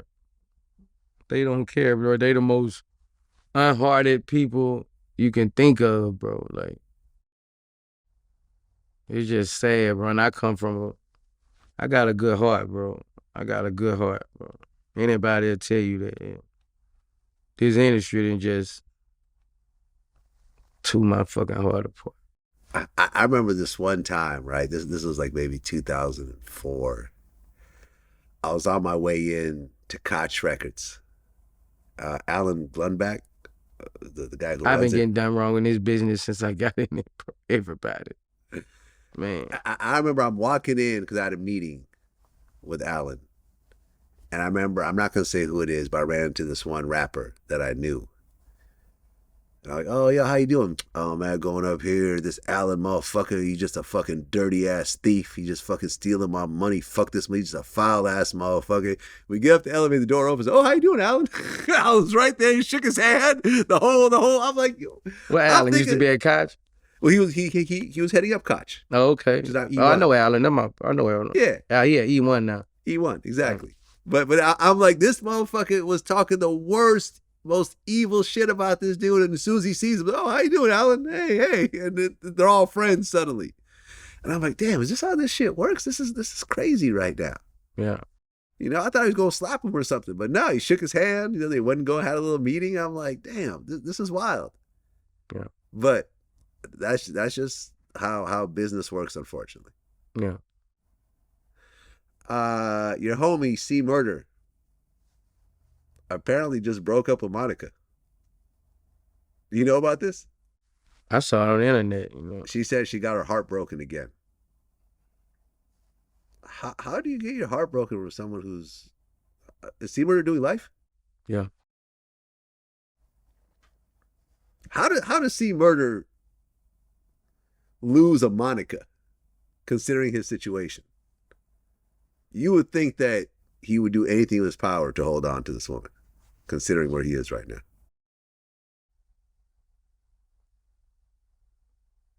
I mean, you gonna have to get C Murder up here to ask him, nigga. Yeah. Them kind of questions. That's my nigga, man. I mean, you know, you don't know what nobody hear that, you know what I mean? You don't know if it's truth. You don't know what it is. I mean, I ain't talked to him. I ain't talked to him in about 3 or 4 weeks. Okay. Oh, so you talk to him kind of regularly, though? Yeah. Okay. And I ain't talked to Monica. I mean... Yeah? When they was together, I reach out to Monica and check on them or whatever. Well, because they were together before he got locked up, right? Yeah. Yeah. But I don't know their situation, and I don't want to comment on it. Fair enough. Fair enough.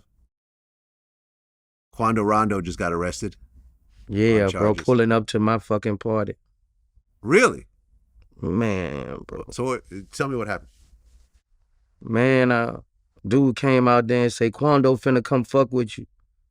Quando on the way up here to fuck with you. You fuck with Quando. He's in one of your movies. Yeah, I fuck with Quando. And man, bro, this shit was like a movie, bro. A couple of his partners pull up like, Quando finna pull up, woo da woo. We waiting on Quando to pull up. They like, the police got Quando down the street. Outside down the street. The Fed taking him to jail. I was like, fuck, man. I ain't even get to see it, man. And when we didn't hear about it, when we got to the other spot to eat, we like, this motherfucker might have been lying. Next morning, I see it, bro.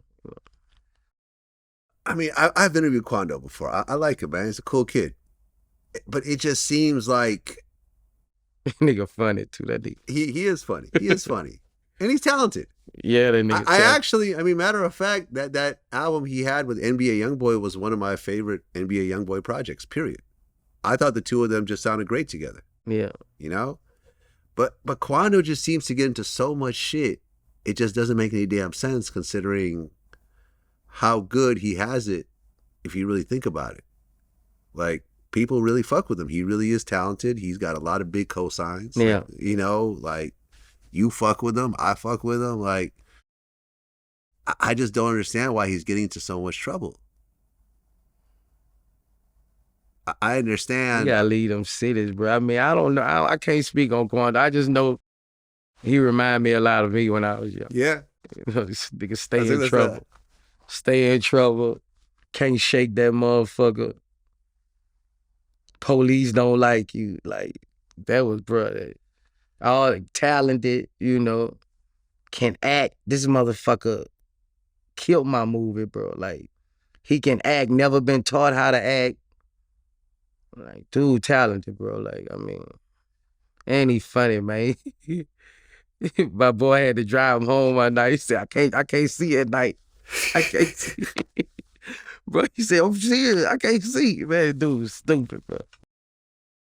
I got love for that little nigga, though. He make me smile, bro. Like, he remind me of staying in trouble. I used to do the same shit. I can't say nothing. I back and forth out of jail. Yeah. Well, I mean, from what I understand, a lot of this stuff is happening from his hometown. And you got to move the hell up out of there. Yeah. Go get you a spot in Atlanta, in L.A. Right. Somewhere. It'd be a trap, man. Miami. It'd be a trap, There's bro. lots of options for you.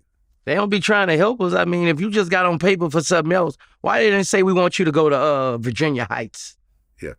Why didn't they say we want you to go to a ducked off place in Gary, somewhere in Indiana, some motherfucking well? Like, come on, man. Like, long as you, bro, it's a recycling door, bro. You got to get away from that, bro.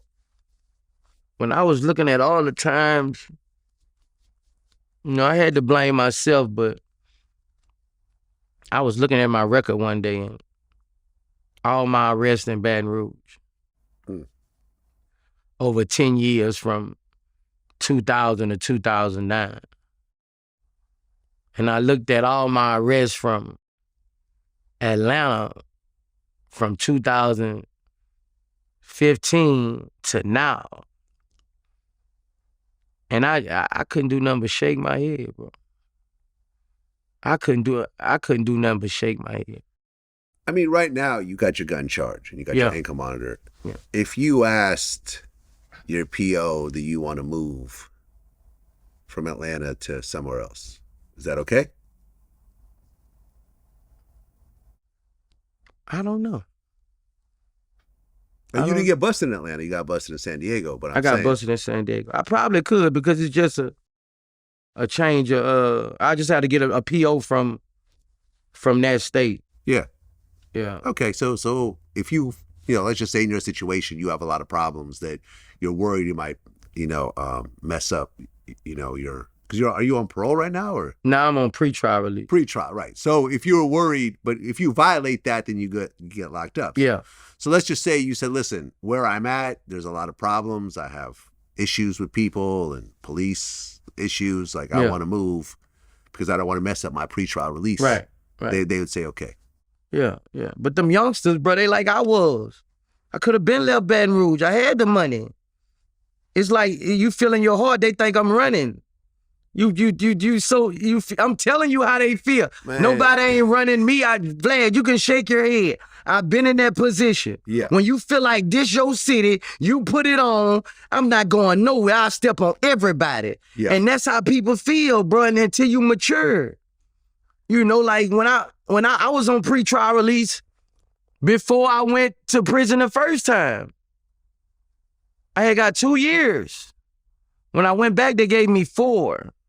You know what I did on pretrial release? What's that? I went everywhere they told me don't go. I still was doing drugs. Still going in front of them, have to get prescriptions from everybody, just violating. Judge telling me you can't go do this concert. I go do it anyway and come back in front of the judge and tell him I did it because I had to feed my family. Everything they told me, I had a young mind. You know what I'm doing on this pretrial release? I go talk to kids every day. Yeah. I go meet with mayors I'm making a change. Yeah. I go talk to prisons. I'm finna do the Martin Luther King walk in Selma. I just left Selma, Alabama.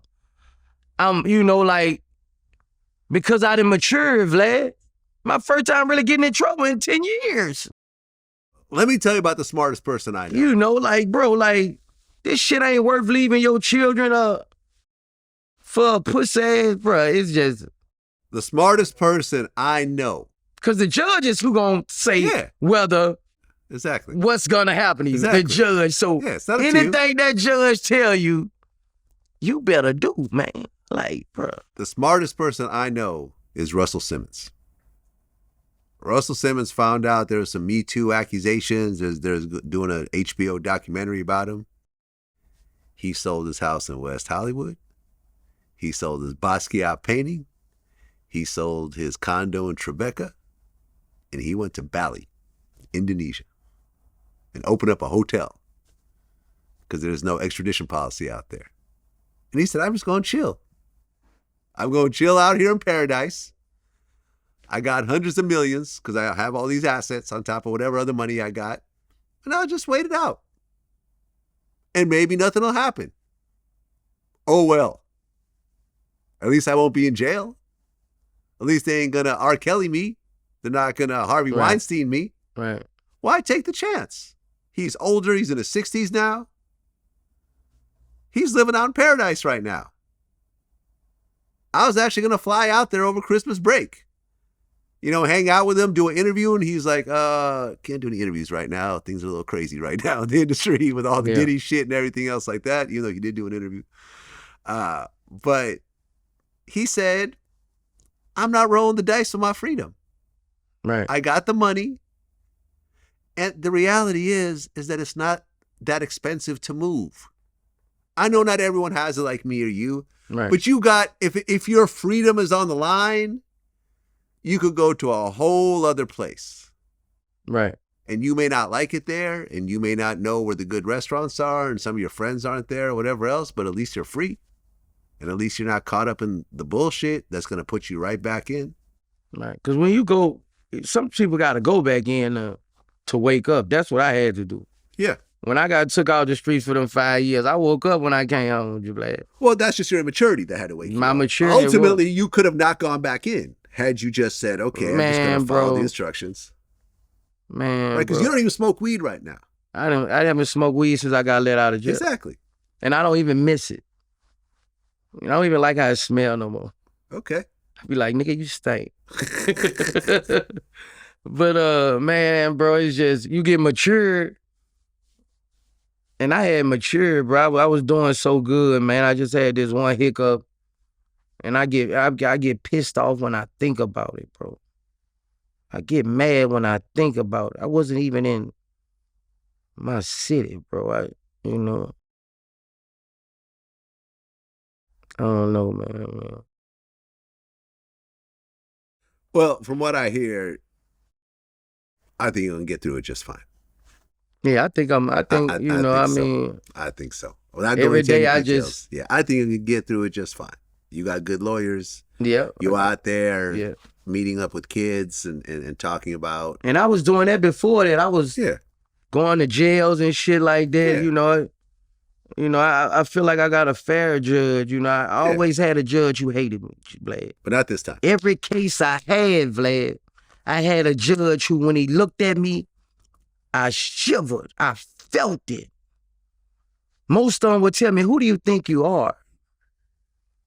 I had judges tell me that. I'd be like, man, this is a no-win situation.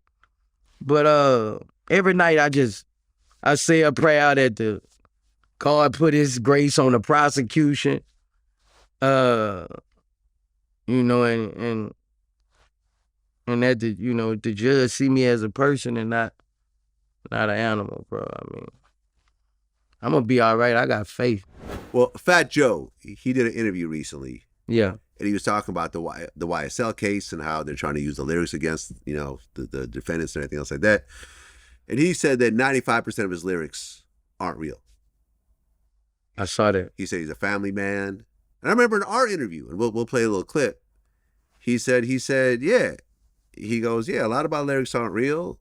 Like, I'm having menages and all these songs. Like, my wife would stab me if this was the case. I got a wife, I got kids. Yeah, no, This ain't based off of no fucking reality, B. Really? Fat Joe lyrics aren't based on reality? Not all of them, no. If that's the case, I wouldn't have a wife. You know how many menages I ran on my songs? You fucking serious? What's love got to do with a little menage? Nigga, that bitch would cut me. And every fucking level of a... You crazy, man. Hip-hop is entertainment, man. And everybody would like to say it's real, it's their life, it's this. People got on him about that, but he basically was like, yo, there's freedom of speech and there's artistic expression and everything else like that. Now, I understand what he's saying. I don't think that people, I understand how people are going to twist it because of who he is and everything else like that. I remember he posted a picture with him with a gun. He said 5% is real though. Oh, okay. What percentage of your lyrics do you think are real? Probably 95%. 95% of your lyrics are real. Yeah. You go listen to my album. My albums are about my life. My last album, Ungreat, you know, going through some things. Every song is factual. I'm not talking about that stuff. I had one song and it was talking about my past. But all of that was talking about me being betrayed, the stuff I'm going through now. You know, I'm not gonna get up here and say, you know, I'm not keeping it real in my raps. You know, because I'm not rapping about fake shit. I mean, I'm rapping about reality. I'm rapping about how people are judging me from things I say, and that turned into a song. I'm rapping about how people are doing me, and that turns into a song. I'm not rapping saying I got 35 mansions. I'm not rapping saying I got 19 jet skis. I'm saying I got 4. 4 is in my garage. I seen him. I think I'm one of the few who, I don't know what everybody else rapping about because I don't really listen to them really, but if you listen to my albums, they are my life. I'm talking about me at the games. These are my life. When I stunt, I'm talking about my pool parties. Right. What's going on at my pool parties. I'm talking about my acres. All these are factual. Not to take nothing from Fat Joe, but you don't hear Boosie talking about on my CDs about doing a lot of stuff that I'm not doing because I done matured. And that's just facts. I can see that. I you can know, see that. I might get on a feature or something and talk some shit. Depends on what the song is based on. But even then, I'm not saying that I'm doing that now. I'm saying what I've done in my past. You know, but I see a lot of that go on, man. I see a lot of people getting that motherfucker just, you know, that's why they don't have to write it down, Vlad. I write almost all my music. That's why they don't have to write it down, because they get up there and they just, it's called freestyle. And a freestyle is, when I have to write it, Vlad, when I hear that hard beat, I have to write it because I have to remember what somebody has done to me to put on this song about being done wrong. I have to remember what somebody done to me. That's why I have to write it. It's an old school process, I would say, but most people who are just going in there, they're just saying what rhymes. Like Flat J said, he just saying, it's just rhyming. Yeah. It's not factual because you didn't have time to sit up there and write it. It just popped up. You know, Jay-Z fucked them up. They thought they could do it like Jigga. Jigga had a lifestyle. Right, but like I remember interviewing like Just Blaze. Y'all niggas ain't never said no dope, done none of that shit. Y'all can't really talk about that. Right, but they got motherfuckers that ain't never done nothing. They just artists. They just can. They're poets. They're poets. Yeah, that's all it is. So why should you judge Fat Joe when he's saying? I mean, yeah. And to be fair, because I remember I interviewed, I think it was Just Blaze.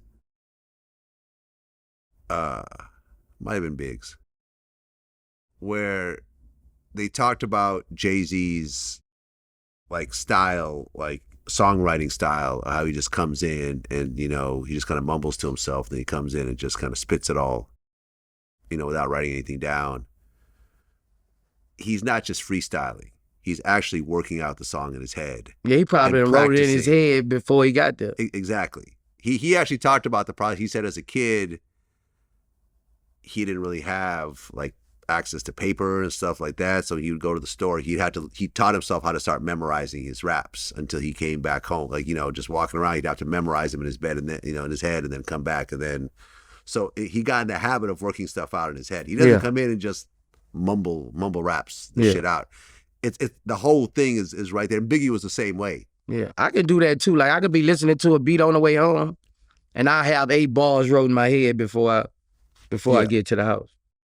Well, speaking of music, Snoop Dogg was talking about streams yesterday. He said that 1 billion streams made less than $45,000. And you motherfuckers posting y'all streams like there's a motherfucking that number is not accurate though. A golf club win. Yeah, I mean that's not actually accurate. I actually looked it up because it's accurate when it's 5 people splitting it up. This is true, right? Because straight through Spotify, you get like 0.3 cents or 0.5 cents, between 0.3 cents and 0.5 cents per stream.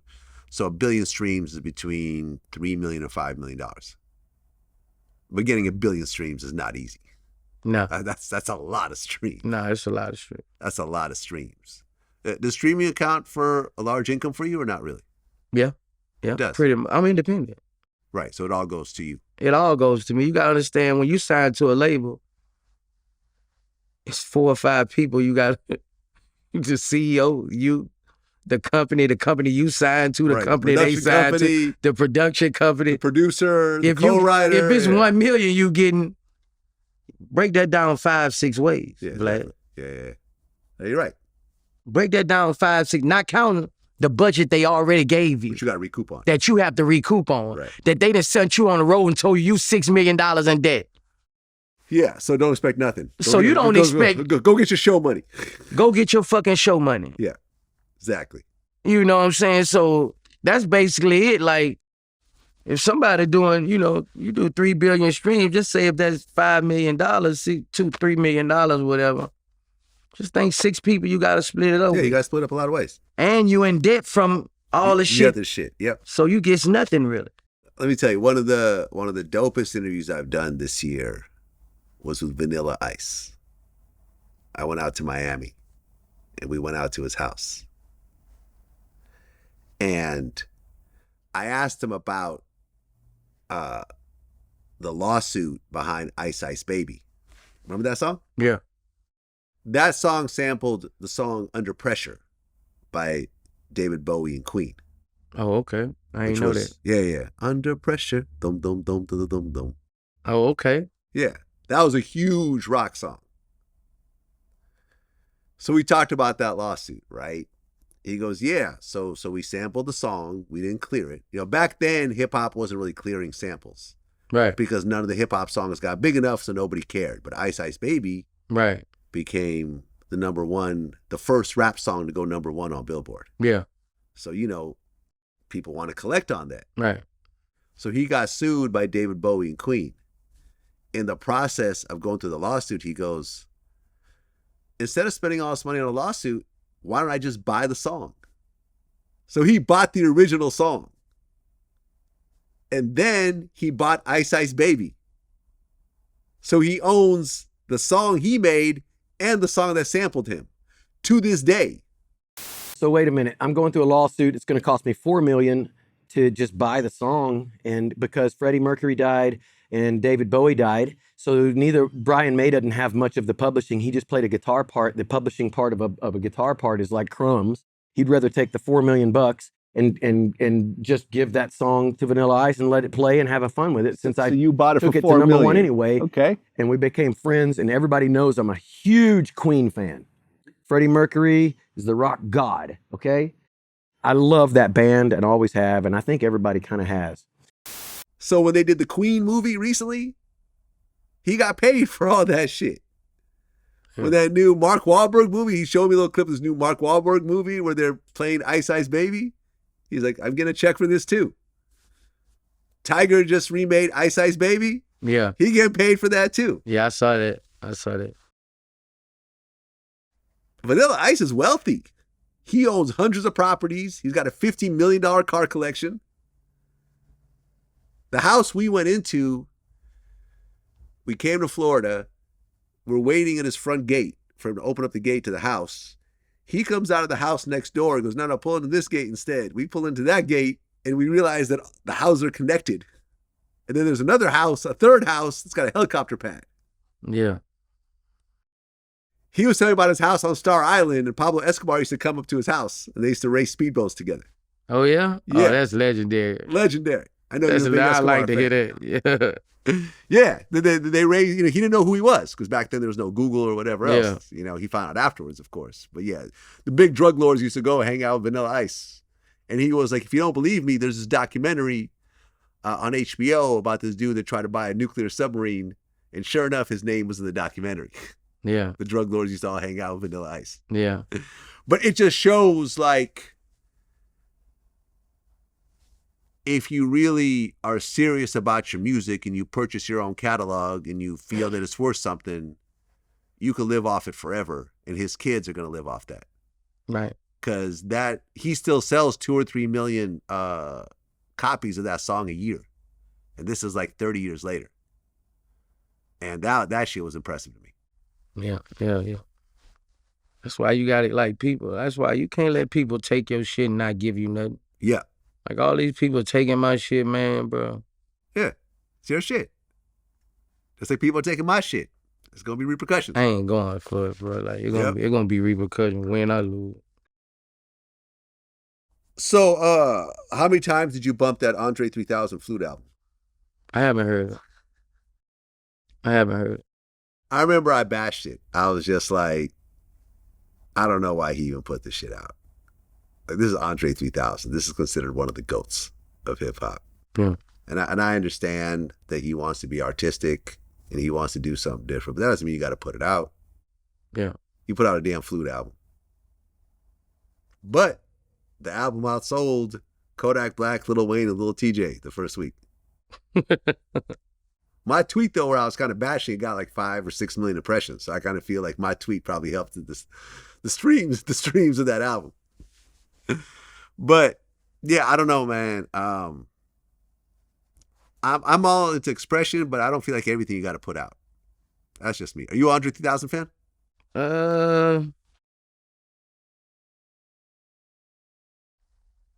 Not really. I mean, I never bought a Andre 3000 album. I mean, an Outkast album? Nah, I never bought an Outkast album. I mean, I really? like Never? Huh? No. Oh, I definitely bumped that first album. No, I bumped a bunch of their albums. Like Quemini. Yeah, no, I was definitely bumping Outkast. I was a down south nigga. Well, he's down south. That's Atlanta. I know, but I never bought an Outkast album. I always was. I liked it that, I mean, the first nigga out of Atlanta I was really bumping was Tip. Albums I bought coming up was the No Limit, Master P, Tupac, Ghetto Boys, DMX. Those was my top 5. Shit, me and Willie D are good friends, man. We talk all the time. Yeah, Willie D a motherfucker. I remember I had Willie D burn CD, solo CD. Yeah? This nigga Willie D so hard. Play with your mama, that one? Man, nigga Willie D hard. It's a motherfucker. Oh, man. It's time to play. What did he say? He said, it's time to step on some motherfucking toes. Now, D-Man, fuck them hoes. East Coast ain't playing our song. Want to know what the hell's going on. Yeah. Read these Nikes. Because I like the people who I felt was living their raps. Oh, yeah. Yeah, Willie D really loves that shit. That was always big to me. That's why, even if they were acting or not, that was always big to me with artists. I loved it Cash Money because I heard stories about Cash. I loved it Tupac because his music, and he was always getting in trouble. It was just like he was the real deal. Yes, he was. Bro, I loved it.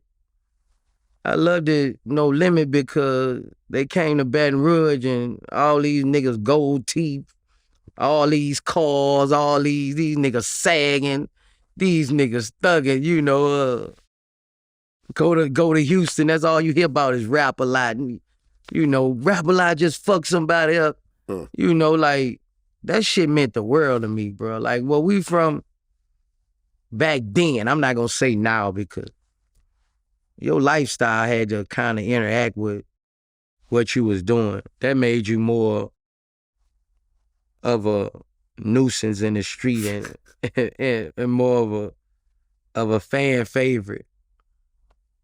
You know, probably never got into buying the Outkast album because I wasn't sold on them. You know, I wasn't sold on them by me not being in Atlanta or whatever. You know, I always liked the people off the dump if they said you was living like that, because it was so many people in my hood. That's how they judge their artists. I don't fuck with that nigga. That nigga ain't no gangster. That nigga, you know, and that's just how it was with me. Just like I took a liking to Jesus. You know, me and my boy Ivy, you know, like, Ivy come, no, this nigga BMF. This nigga really like that, because, you know, when you real G's in the street, most rappers you look upon as pussy. So when you find somebody who you feel deserve it and have been in what you done been through, you take a liking to him, man. Well, you said that Jeezy gave your mother $20,000 while you were in jail. Yeah. Just to do it. To help me out. Yeah. That's dope. I always respect him for what he did, you know. Ain't no bashing Jeezy, bro. Like, you know, I don't get in what everybody else be having to say. I don't get nobody business. I don't judge people what they do. I judge people how they do me. And he ain't have to do what he did. Yeah. Right, because he got his own family. Got his own family, his own problems. And then he was having his own problem. Yeah. So he was still probably beefing with Gucci back then and everything else like that. Yeah, he looked out for me, bro, and I appreciate it. Well, you also said that Katt Williams gave you $15,000. Yeah. When you got out of prison. Yeah.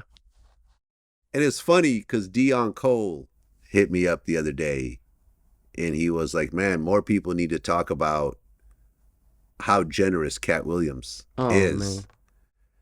Man. And I remember, whenever I see him, I'm gonna give him whatever's in my pocket. Just like that, boom. If it's 10, 20, whatever's in my pocket, he gonna get it. Katt Williams is legendary for this kind of thing.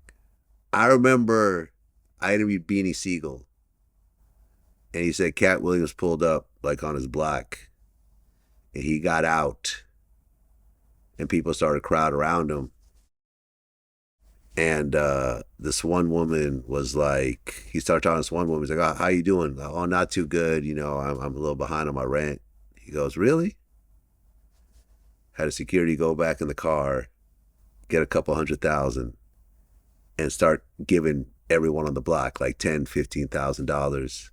Was wearing a fur, gave his fur to somebody, and just literally just step by step, just giving away money to strangers he didn't even know.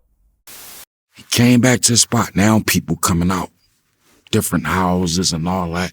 He got the briefcase, went in there, put the money in his pocket, in his hoodie. And I believe, if not both of them, one of them big niggas took they coat off. He gave it to somebody. This was giving the money. Now I know what money is. 10. He talking to me. He look, get him money. He go down and joint, he inquiring on houses. He trying to buy 3 houses on the block. He walk back up the block, go that way. By the time he came back, he had no money on. That was like 200. Easy. I never knew Katt Williams. Oh, so he was a stranger? I was a stranger. He just walked up to you and said, "Nah." I got a call that morning. He had a show that night in New Orleans. This is when I first came home from prison. And he got in touch with my people and said, "I want to give Boosie couple tickets to come to my show at the arena tonight." So me and my chick, we went to the arena and called me backstage, treated me like a king, man, and didn't give me nothing right then. I was getting in my car, pulling off. I was damn near pulling off, and he ran up with a rubber band and a towel. "Huh, Boosie?" And ran from the thing, ran back in the arena. Oh, didn't even see. He didn't give me a chance to say thank you. He didn't. I thought it was weed. I thought it was weed because it was wrapped up tight. And my boy handed it back to me. And it was all hundreds, man. 15,000, bro. Damn. I had been home 9 days. Damn. Okay. Yeah. So that helped out. Yeah. Because we talked about this while you were locked up. You lost your house. I lost everything. Lost everything. Yeah. So you were starting from zero again. Yeah. So that was a little boost. Yeah. That's great. Katt Williams, man. Real dude. Bro. Real. Well, one. Really, I've never known anyone like this. Kanye just did a show to promote his new album with Ty Dolla $ign, and he wore a black Ku Klux Klan hood. Did you see his pictures? Yeah, I saw him. Playboy Cardi took a picture with him wearing the hood.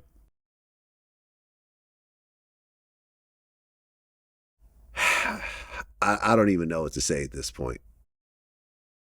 When you saw that, what'd you think?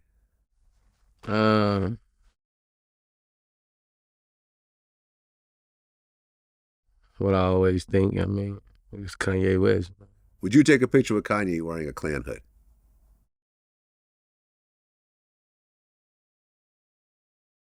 I mean, I don't even know if I'm gonna take a picture with Kanye West. I mean, because he probably don't like the things I done said about him. So, he basically have to kill that shit with me. I probably, once I say something about a nigga, I'm on the defense. Yeah. I ain't going up to no nigga about nothing. I ain't got nothing to say to you. You might gotta tell me you ain't feel that way about something you said. But not that I'm gonna be plexing with him or nothing. I ain't got nothing against him. I mean, I won't see him succeed and nothing like that, but I was in my feelings about that Black Lives shit he was saying. And the White Lives Matter. Yeah. The George Floyd statements. Yeah. The Harriet Tubman statements. Slavery statements. Slavery. So, I mean, he Kanye, man. That's what he do, man. I mean, he great at a lot of things he do. I mean, I feel like he great at a lot of things he do. I just don't agree with certain things he say. Yeah, I mean, listen, I know his manager, John Monopoly, who's rolling with him again. We were supposed to do a Kanye interview, and I was going to do my best to try to steer clear of all the racist shit, all the anti-Semitic shit, all the anti-Black shit. I don't know if it's going to work, but I just feel like just because you made it doesn't mean it's art, right? I don't get what you're saying. Meaning that just because you put on a black Ku Klux Klan hood does not mean that's art. Now, he probably thinks it's art. Oh, okay. It's meaning behind it. That's what you... Oh, good. It's a Klan hood, but it's black instead of white. Get it? I'm a black Klansman. But what that hood represents is evil. How many people died by people wearing that hood? I remember I interviewed Bill Duke, right? The actor, you know who that is? Yeah. Menace Society? You're Yeah. fucked up now, don't you? Yeah. He knew of people that were not too far from him age-wise, when he was a kid that were still alive and had relatives, where they would have barbecues. The Klan would have barbecues and they would literally cook black people. Yeah. I'm talking about children, women, male adults, lynched. And then they used to put us alive on spits with a fire beneath it and turn us and roast us until we dehydrated. And they'd pick up pieces of the bodies, and hundreds of whites would be standing and taking pictures with a body piece in their hand. You know what I'm saying? Like, the Klan, the amount of just horrific stuff that the Ku Klux Klan has done. I mean, people like that, I don't feel like they They care about our heritage. They don't care. They sure wouldn't probably not from down south. Right, he's from Chicago. Yeah, so he doesn't fully understand the implications. I feel like he doesn't fully understand. If his great grandmother was hanged, it'll probably be a whole different. Right, he wouldn't wear that hood. He wouldn't wear that. He would have a whole CD about that. Right. You know, you gotta understand when your family been through this and stuff. Like, it touches me so bad to where I can't even watch those movies anymore. Cause I've been working on my anger management, Vlad. Yeah, you're in anger management classes now. Yeah, and has it helped? Yeah, it helped a lot. Give me an example of how you manage your anger. I look at people like they not shit. Oh, so you expect them to do that? Yeah. So you're not upset? I'm not upset as when people not shit anymore. I don't put a high perspective of somebody who never showed me that. That's one way. Okay. Another way is I go somewhere and breathe. I go somewhere and look at something that makes me grateful. Like my balcony. Somebody could tell me a lot, do some shit. I go to my balcony and look at all this shit. And I be more grateful. I be like, look at me and look at you. Okay, you know, so let me give it. And it's all kind of anger. It's all kind of It's constructive anger. I mean, the most angry person in the world was Martin Luther King, but he used it for constructive anger. That means he takes it to make a difference. Okay, so let's just say this situation happens. You and I finish this interview. I write you a check. You go to cash that check and it bounces. You go and call me and I'm not answering your phone calls. Now, me and you have a history. Right. Goes back 20 years. Yeah. How would you deal with that anger? Because I have a history with you of being 100%. I would keep calling you. I mean, I wouldn't, now I have different ways of doing anger. One time I would beat you with a bat, anybody. I would do something to you to destroy your life. Now I'll just post you on Instagram. Okay. That's a better way than attacking somebody. That'll make you feel better at that point? Yeah. Okay. Because I know I can crush somebody in different ways. Right. I used to think only way to resolve my anger was to hurt somebody. And now I realize hurting somebody, I can go to prison. Yeah. I used to think I was exempt from all that until I went to prison. So I work on my anger different ways. People might say I'm getting mad and doing this, but the other Boosie, motherfucker, bro, you would say, man, you a totally different person. And everybody around me see it. They be like, man, you don't even really get mad about shit no more, bro. Like I can say to myself that, I'm a better person, Vlad. I'm a more calmer person without the weed. Right, because you talked about how upset you were watching Killers of the Flower Moon, which I just watched too. Yeah. Very good movie, by the way. Yeah, Scorsese's in his bag. Yeah, bro. Yeah. That was my last time watching a movie like that. From what our ancestors done been through. Yeah. It happened to me watching Rosewood one time. I threw the fucking bat at my old house. I threw the bat. I wish my baby mama. I threw the bat at the whole motherfucking screen. Broke the TV. I broke the bat. I didn't break the TV. It hit the side of the TV. That's funny. I got so angry watching a movie because I hear my aunties talk about when they used to be throwing stuff at them when they first had to ride the bus with the white people and all this shit. I just get so mad at what our people been through and how we are today. It really makes me pissed off, Vlad. I get so, I said, bro, I can't watch this movie. I said, I gotta go, man. Yeah. I can't watch people being done like that and how ungrateful we are today from what our people went through. Yeah. Like, we don't go through shit compared to what our ancestors went through. And that shit really touches me. I don't watch racist movies anymore. I can't do it. I just can't do it. I'm working on my anger. I cannot do it. I cannot do it. I mean, it brings out a racial point in you. If you watch those films, you will come out. Well, I'm gonna say me. I can't talk for no everybody damn else. I'm not gonna talk for everybody else. Somebody probably can say I could watch 100 movies, but me, knowing that what happened in this South, knowing what our people been through, I can't watch the movies no more. Can't do it. Killers of the Flower Moon, that was the most evilest shit I ever saw in my life. What was about Native Americans? It wasn't about I don't black give a people. damn. It was about Native Americans. I don't give a damn. What they did to them people, and still to this day on 70% of their damn land. More than that. From fucking them on purpose, killing them, and fucking them and getting in their money. Yeah. Then killing all of them, man, that blew me, bro. That blew me. I'm cursing Leonardo DiCaprio. That's one of my favorite actors. I cursed him out the whole damn movie. I cursed his ass out the whole movie. Yeah, he was scumbag. Bro, you just a damn, bro, that shit, bro.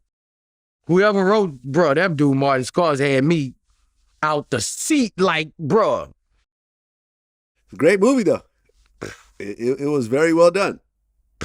Man, and it was a very different movie for Scorsese because usually he's known for his gangster movies. And this is set at a whole different era and everything else like that. But it was, it was a great movie, man. And you're right. It was these Native Americans were just done dirty.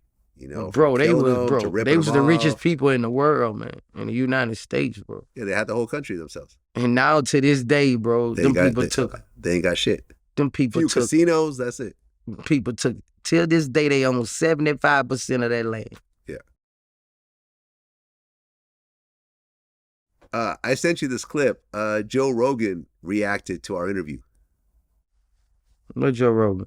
I must ain't look at that, man. You haven't seen that? Who is Joe Rogan? Who is Joe Rogan? That's the biggest podcaster in the world, pretty much. Oh, okay. Signed like a $500 million deal with Spotify. He's on UFC sometimes. Hold on a second.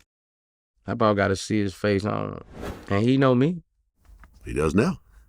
We actually posted it. Hold on a second. He gonna pay me to come on his podcast? Crack, I'm promoting it.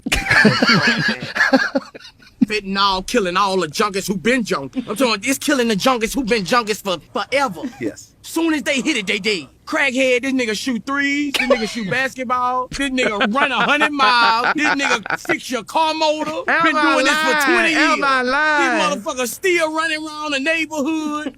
When have you ever heard crackheads hitting the pipe and dying the first time? Never. Never. This fentanyl shit is different. I would much rather crack. I would much rather crack. He's making logical sense. I've been seeing sense. my crackhead people for 30 years. This nigga hit fentanyl 2 times. He's gone. You never see him again. Right.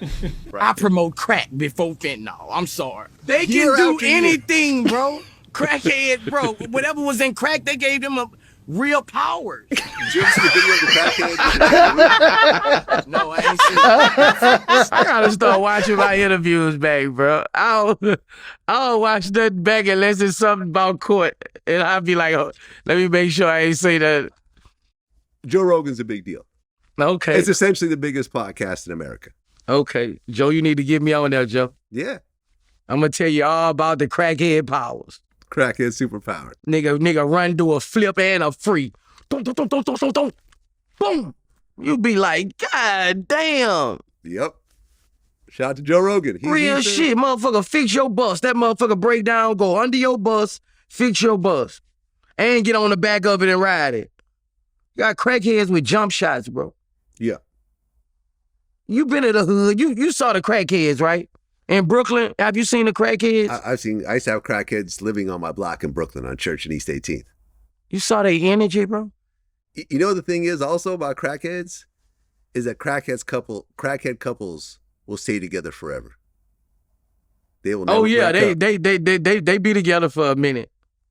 They need to start giving marriage counseling to other couples. Yeah, they be together. Because a crackhead couple who are homeless will stay together for longer 20 than, years. Yeah. Will outlive everyone's marriage. I agree. I don't know how they do it, and they'll beat up on each other, and they'll go through all types of drama, and the next day you'll see them together again. Yeah. Whatever their bond is, however they work out their relationship, I think we could all learn from that. Right. How to be accepting of cocaine is a hell of a drug. They shake right back. They shake all the right back. cokeheads and crackheads, they shake right back. Right. Nigga be back dancing. It's all under the bridge. Motherfucker be back dancing the next day. Soon as they hear some music, it's like they got a motherfucking jukebox in their body. Soon as they hear some music, they go to, I say, man, this crack shit, that cocaine a hell of a drug, bro. Yeah. Fentanyl, that shit different. I just got on the feature with this guy. He was a fentanyl head, bro. He got off the fentanyl. He just made a song called Fen, trying to get other fentanyl He got off head. fentanyl? Yeah, he got off it. He shook it. God damn. It's lucky to He be shook alive. it. And I know I done lost so many people to that shit, bro. Like, Yeah, rest in peace, Gangster Boo. yeah, man. That was my little homie right there. Like, last time I saw her, we hung out. We got pictures together. We had a I had drink. to ask some fentanyl heads what it was, and one guy asked, he said, Boosie, it's like the first time you smoke weed. He say every time it's that high, bro. He says like the first time you ever did something, bro. I was like, man, you need to get off this shit. That shit gonna kill you, man. You know, bro. I mean, I've steered clear of hard drugs pretty well. I mean, I've never tried cocaine, never tried heroin, never Me tried neither. I PCP. never tried coke. Never tried cocaine. Never tried heroin. Never tried heroin. I did ecstasy. I've done ecstasy. PCP, that's it. I've done ecstasy. And in fact, my life pivoted the first time I did acid. I ain't never did acid. LSD? I never did LSD. Let me tell you. I was in Burning Man. You know what that is? Mm-mm. Burning Man is this huge festival out in the Las Vegas desert where everyone pulls up in RVs and it's just, they kind of create this city. You know, people put up like little stands and whatever else. I don't know how it is now, but this was back then. This was like... You hallucinated? Well, here's what happened, right? At the end, there's this huge man-shaped wooden neon man, and they set him on fire. At the end, at the final night, it burns down, and they burn everything down. And then everyone just kind of parties and takes drugs and whatever else. And I took acid for the first and only time. This is me right here. Where you at, Vlad? That's me, a Burning Man. Which one you in? This is me right here with the body paint. That's you, Vlad? That's me. Age... How old you was, Vlad? About 20? 25? About 25, yeah. Damn, Vlad. Half my age. Like, you on Molly. I'm on acid. I'm on LSD. High as hell. All my friends are. You know, everyone else looked pretty high as well. So anyways, I took acid for the first time during Burning Man. Fires are going off everywhere. And I had this African drum that I had with me, that I brought with me. And I got into a drumming circle while high off acid. It was the first time I ever got into a drumming circle. It was me and this other guy. It wasn't even a drumming circle, just me and this other guy. He had this little drum kit kind of, and I had my little djembe, my African drum. And we started to just kind of drum together. And this crowd of people started to form, and they started to dance to our drumming. And that was the first time I performed music in front of a crowd. And I said, oh man. Acid made you a DJ. And that's when I became a DJ. I said, oh, I want this feeling again.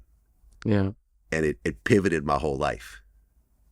Shortly after that, I moved to New York to become a DJ. And then me and you met a couple of years after that.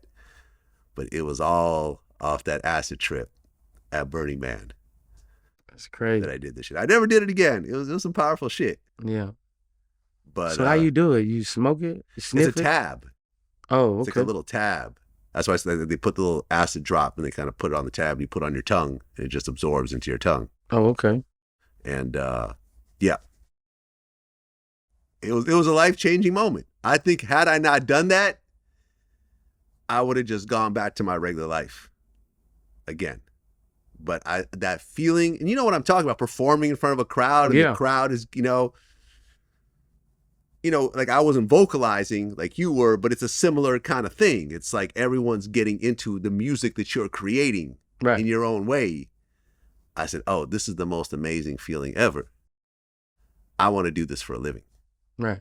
So I abandoned my whole life and I focused on that. So, you know what I mean? That was my hard drug experience. But cocaine and all that, I just, I had a friend who died at 23, and I just said, I'm cool. I'm not going to fuck around with that. No meth, none of that shit. Yeah, that shit, it wouldn't work. Yeah. I saw my pops them on that shit. I saw Your dad was on cocaine? Yeah, hell yeah. Yeah. Yeah. And when you're in the hood, one of your parents gonna be on cocaine. If you from the hood, I ain't talking about just a 9-to-5 work. I'm talking about from the trenches. One of your daddy or your mama was on cocaine. In the 80s or the 90s, your daddy or your mama was on cocaine. Every friend I ever had, dad or mom was on cocaine, probably except one of them. Yeah, it's sad. It's sad. Cocaine doesn't usually have a good ending. Nah. No. A situation happened in 2006 in Gainesville, Florida, at a concert. Yeah.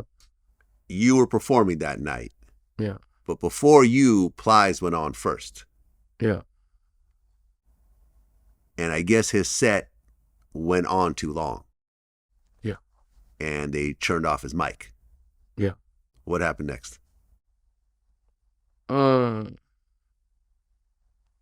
He got into it with the promoter. They got into it with the promoter, and all hell broke loose. It was time for me to go on, and everybody thought it was shit happened with me and Plies, but it didn't. Yeah. A lot of people, they held that shit that Boosie and Plies was beefing all the way until I went to prison. Right. No, it wasn't, from what I read, it had nothing to do with you. You were just waiting, you were waiting to go on, right? What the streets, everybody, they put Boosie and Plies against each other. After. Right. Well, but what you didn't mention is that I had nothing to do with it. No, I understand that. But when you said all hell broke loose, 5 people got shot. Yeah. You had nothing to do with it. I guess Plies' brother or something got charged with it or something. I don't know. But you were there when it happened. Was that just a crazy experience? You've been around shootings, obviously. You got shot yourself. But to see that type of insanity happen, were you like right there backstage when it was happening? Mostly. Yeah. How crazy was it? I was telling the promoter, it's time for me to go on, bro. Because it was time for you to go on. Yeah. But, Plies, he was doing, I guess he wanted to do it, when people in their home state, they got to do their thing, bro. And I guess they turned off his music or some shit. They turned off his mic. Yeah. Yeah. That's how I go, Nigga turn off my mic in Louisiana and shit. Have you ever had a promoter turn off your mic? Yeah. And what usually happens? I keep rapping and let the crowd rap it a cappella. Have you ever gotten upset? I didn't got upset, but usually it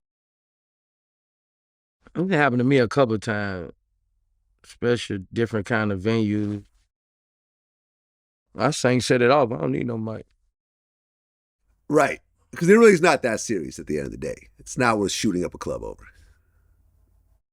I don't know who shot up no club. I'm not saying you know. I'm not saying you know. I'm just saying turning off a mic isn't worth a shooting. As long as I get my back in, bro. As long as I get my back in. It doesn't matter. Yeah, it does matter because every show I do, I give it my 100%. Yeah. I'm not no motherfucker who gonna see 20 people out there and have no energy. I'm gonna go out there motherfucker jumping every time. So you perform shows where no one showed up because it wasn't properly promoted or whatever else?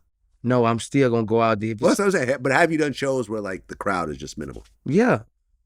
Hell yeah. Yeah. That's all a part of life. Every promoter don't know how to book no show. Right. Did you hear how Lauryn Hill showed up at one of her concerts late? Like she usually does? and said that y'all are lucky that I showed up at all? I mean, one thing about me, Vlad, anybody will tell you, when you see me, most people who see me perform, they say I never seen a show like that. Mm. I never seen somebody with that much energy. Like, when people see my concerts, they be like, I should have went. That's why I'm still booked every weekend, man, you know, with the biggest artists in the game. Because they know I'm gonna set the tone for them. You want people that gonna have that crowd before you come out.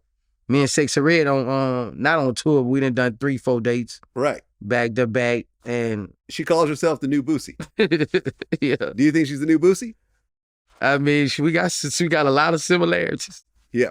I mean, we both from the hood, and people respect our ratchetness. Remember what I said, how she gonna keep performing pregnant? What I told you. She's still performing pregnant. What I told you. She said, you said that's the hood chick. That's the hood, bro, real shit. Have that baby and she's gonna get that money. Yeah, she gonna have that baby and get that money. She ain't really doing nothing but exercise. Right. All she really doing is exercise. The only thing I get worried about when she hit that split. Oh, she still does the splits pregnant? Man, Sexy Red cut up, man. Sexy Red do her thing on stage. So, bro, when a woman going up there, all she doing is exercising. Right. That's what the black women need to do. That's why their ass get fat so quick. If you go look at Phillips, every morning, you're going to see pregnant white people, pregnant white women walking around, all around the mall. About 5, 6 on. All pregnant. So they can have 6, 7 babies in there the same weight. All the women I done pregnant, they won't lay up all day. I want ice cream. You gotta get out there, and Sexy Red baby is gonna be healthy and she gonna be fine. Because she not sitting in the house, bro. You gotta exercise. Go look at the malls in the morning. Go to the Galleria and they walking. You gonna see a line of 7 white women walking fast. Big old stomachs. I'm telling you. I believe you. Walking. Go to Sherman Oaks some motherfucking well. They walking early in the morning. Anybody who goes to the mall and shop, her superstars know this, who go to the mall and shop when ain't nobody there. You're gonna see a line of them walking, exercising. When you just lay up, that's how all that weight get on you. Yep. Shout out to Sexy Red, man. Like, her career has been amazing. Honestly, she got a song with Drake. She on Drake's new album. Yeah. She was on Drake's tour. Yeah, Sexy Red, the biggest right now. Yeah, no, I remember I did a poll on the biggest new female artists right now, and it was like her, Lotto, Glorilla, forgot who else. But Sexy Red won. She was the number 1 voted female. Yeah, Sexy Red got motion right now. Yeah, good for her, man. I'm happy. Last couple of things I want to talk about. First of all, rest in peace, Soulja Slim. I know you had posted a picture near his tombstone, or a picture of his tombstone. He's been gone 20 years. Yeah. I remember me and Bun B were working together at the time. He was doing a verse on my Tupac mixtape on Rap Phenomenon 2. And I was waiting for him to send the verse. I remember I called him, and I had just read that Soulja Slim got killed. And I remember I'm like, oh, did you hear about what happened to Soulja Slim? He's like, no, what happened? I said, he just got killed. He was like, oh, man. I said, did you know him? He said, very well. And he was like, well, he was always on that real shit. And so, unfortunately, this doesn't completely shock me that this happened. Not in a belligerent way, but just kind of like, well, you can't be totally, because I guess he would get high and he would rob people, and, that comes back to you, that type of situation. Because he did have some drug issues when he was alive. How well did you know Soulja Slim? I mean, I knew him as a rap friend, my partner. Yeah. We was like the hottest people in Louisiana, Yeah. So we was on shows together. We had just did Hammond together, just did Shreveport. Like, we popped a few pills together. I mean, You know, good nigga. I mean, I looked at him like I look at myself. If I would have died around that time, they would have said the same thing about me. Fair enough. I mean, we was living what we was rapping.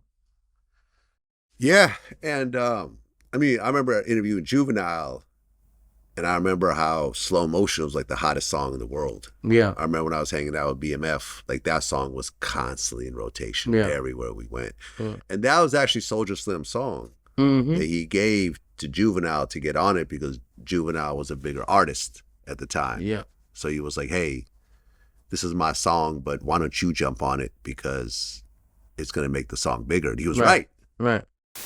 And you get your first #1 song with Slow Motion. Yeah, and really wasn't my song, Soulja Slim song. So technically, I never took credit for that record because my dude created it, and it was supposed to be on his album. And he kind of like, he went to my brother and asked my brother to talk to me, like talk your brother into putting it on his album. I think it'd be a better look on Universal than the company he was signed to. So that's how that went. But that was pretty much Soulja Slim #1 single. So if you want to be technical, I never had a #1 single. I think if it was just Soulja Slim, it may not have gotten out of Louisiana. It might have been just a local hit as opposed to a national hit. Right. Yeah, man, it's a sad situation. Yeah. Soulja was like that, bro. Yeah. All in Angola, he was like that. Oh, in jail? Yeah, he was in Angola too. Oh, when you were locked up? No, that when I was locked up, before I ever went. Oh, yeah, right. Yeah. Yeah, he did time in Angola too, and you hear the stories. He was like that. Real gangster. He was just wild. Real gangster. Yep. Yeah, rest in peace, man. I never got to meet him. I never got to interview him. But wild nigga, good nigga, wild nigga, you know. Yeah. Imagine if he had lived. Imagine if after Slow Motion, because I think he died right around the time Slow Motion came out, right? Yeah. If he had lived, that could have really propelled his career. Oh, he was gone, bro. He was 2 steps from really taking off, bro. Like he had just came home. He was doing his thing, bro. I mean, that last CD he had was so hard, bro. Like we was on a lot of shows together, bro. He liked me and I liked him, you know. Yeah. He called me his little soldier, you heard me? Little Boosie Baton Rouge, that's what he called me. Little Boosie Baton Rouge? Yeah. That's funny. Yeah. Right, because you know something, speaking of Baton Rouge, 50 Cent got a brand new studio. Oh, yeah? Baton Rouge. You heard about this? Nah. No, he just built a whole big-ass studio. Oh, yeah? Yeah. He's doing like Tyler Perry thing out there. You know, like the whole build a studio. I guess maybe Baton Rouge just has tax advantages or whatever else. But now Louisiana got tax advantages. A lot of this Power BMF stuff is going to start being filmed out there. Okay. Yeah. Okay. Shout out to 50, man. That's a cold ass hustle right there. Hell yeah. Still on a, shout out to Tony Yayo. He's on tour right now with 50. Because people always like, how come Tony Yayo's not on your show anymore? Because he's on a world tour with 50 right now. Yeah. What the hell you expect? He called me a few weeks ago. He's like, as soon as I get off tour, we'll come do VladTV again. Yeah, I fuck with Yayo. Yeah. Shout out to Yayo. Last thing I want to say before I let you go. The biggest clip on VladTV in 2023 was the Boosie Estates full interview. You know, bro, How big? I looked out for you on that, bro. You did look out for me. Thank you. Thank you.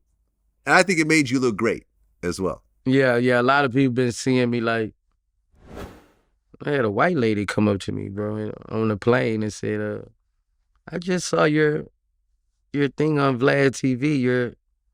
It was like, I don't know you, but I said, I'm proud of you that a African-American man is doing things like that. Okay.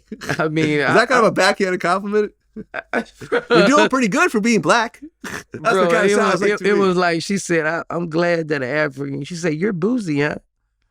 And I'm like, you from up north, huh? She said, how do you know? I said, because you said Boosie.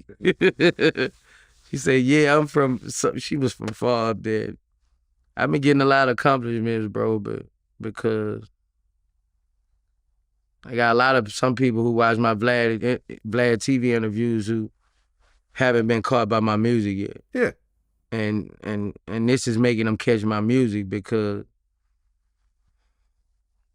I had also a lot of people coming to me and say, even younger people say, I watch your VladTV interviews. I said, man, I have to go listen to his music. Then came back like, man, you're fucking good, man. I'm talking about, bro, like, Yeah.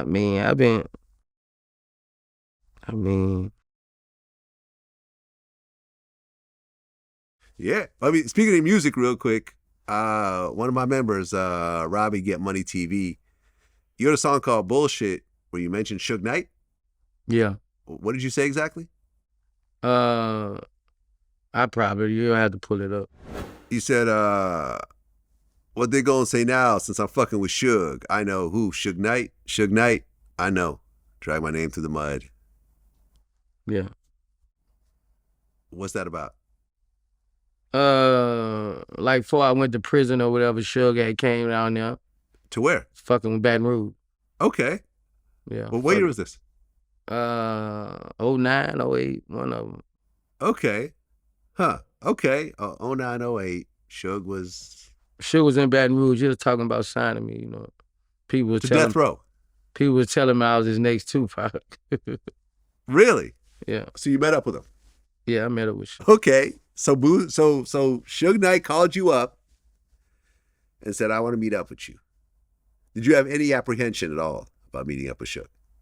Nah. Because, you heard the stories, obviously, and everything else like that. I'm like that, too. I mean, I was like, Suge ain't tipped me. I mean, Suge ain't tipped me. When you like that, you don't worry about that. Okay. So you had no apprehension? Especially not in my city. Okay. So you showed up. Well, I met Suge in the mall. Suge was smoking a big-ass cigar walking through our mall. Yeah. Security guard was scared as fuck, but always tripping over me. Nigga was scared as death for Suge. But we just chopped it up for a little minute. But what was he telling you? I don't want to talk about what all we were talking about. We were just chopping it up. Fair enough. But you obviously never signed a death row. Nah. Did he offer you a deal, or he just said, hey, if you're interested, let's follow up? Yeah. Were you considering it? Yeah. Okay. But ultimately, why did you decide not to do it? I don't know. Just wasn't the right time? At that time, I wasn't even really talking to Trill like that. I was trying to focus on my own label. That's when I started putting out my own mixtapes. Okay. And I had broke away from, I ain't want to have no boss no more. I was at a point where I wanted to be the boss. I wanted to call my own shots. Well, and to be fair, death row was pretty much a wrap at that point. You know what I'm saying? Like, they didn't really have any artists that were, Dre, Tupac had obviously died a bunch of years ago. Dre, Snoop, Corrupt, Daz, they were all gone. I think Crooked Eye was on there, but they never really properly put him out. He didn't really blow up until later. So Death Row really was kind of a shell of a label. So you signing there probably wouldn't have benefited you that much anyways. It would have benefited me. Just think, this nigga here, man, I was on fire in 2008, Vlad, I was. Well, but I'm saying you would have been doing them more a favor than. Okay. Because what I'm saying is that by that time, Death Row was essentially blackballed. They didn't really have distribution. I think they had to end up going to Koch. Yeah, everything happened for a reason. Because when I'm down with you, I'm down with you. Right. I would have been beefing with everybody. Suge would have been beefing with. I'd have been. Then nigga would have been smoked my motherfucker. I would have been beefing. Well, if that's the case, you probably would have been beefing with Snoop Dogg. Then I would have been anybody if I'm rocking with you and I feel like you got my back. I'm with you, man. I'm with you. Yeah. It would have been interesting. Boosie on Death Row Boosie. I feel you. But I just want to say this also, before I let you go. And I've said this when I was on the Breakfast Club. Getting a tour of your house was really impressive to see someone that doesn't care about the resale value of their property. They're doing it for themselves and their family and their future generations. Right. Because, you know, like I own a house, but I think, well, at some point I'm probably going to sell it. So I got to make sure that I make it resale, you know, attractive and everything else like that. There's probably very few people that would want to buy a Boosie Estates because it's such a unique property. Right. You see what I'm saying? The average family with 2 kids would have no use for Boosie Estates. Yeah. You got to have a certain type of person, but you don't care about that. You're doing it for yourself. My kids. And your kids. And it was so inspirational. This is why it's one of my favorite clips. Yeah. Probably the fact that it got the most views, and it's also my favorite. I'm going to say it's my favorite clip of the year. Yeah. To just see it, because it was just like to see someone go all in. Right. And you saw me come from. Right. Yeah. From nothing. Yeah. And how you explain, how you put it together. And you see everyone in the comments say, oh man, I'm going to do that too. I'm going to, you know what I'm saying? Like, Yeah. like. I even had a couple rappers, I ain't going to say no names. It kind of woke them up, bro. I got calls from them like, man, I'm finna give me some land, bro. I'm finna get out in the country, bro. I'm finna leave my kids something, bro. Right. One dude hit me like, man, I done spent that money on jewelry. Yeah. You know. So I think it helped a lot of people too. No, I motivated a lot of people. Yeah, I think that clip, you know, just touched people in a certain type of way. Because I just interviewed Evander Holyfield. And you know that he was the original owner of the house that Rick Ross owns right now. Oh yeah, I know. And that house that was worth like $230 million, he ended up losing it. Because, and he told me this in the interview, his sister took a second mortgage out on the house without him knowing it. And by the time he found out, there were so many millions owed and he didn't have money at the time that he had to basically lose the house. One of the family members borrowed money off my house. Wait. One of your family members took a second mortgage on a house they didn't own. Right.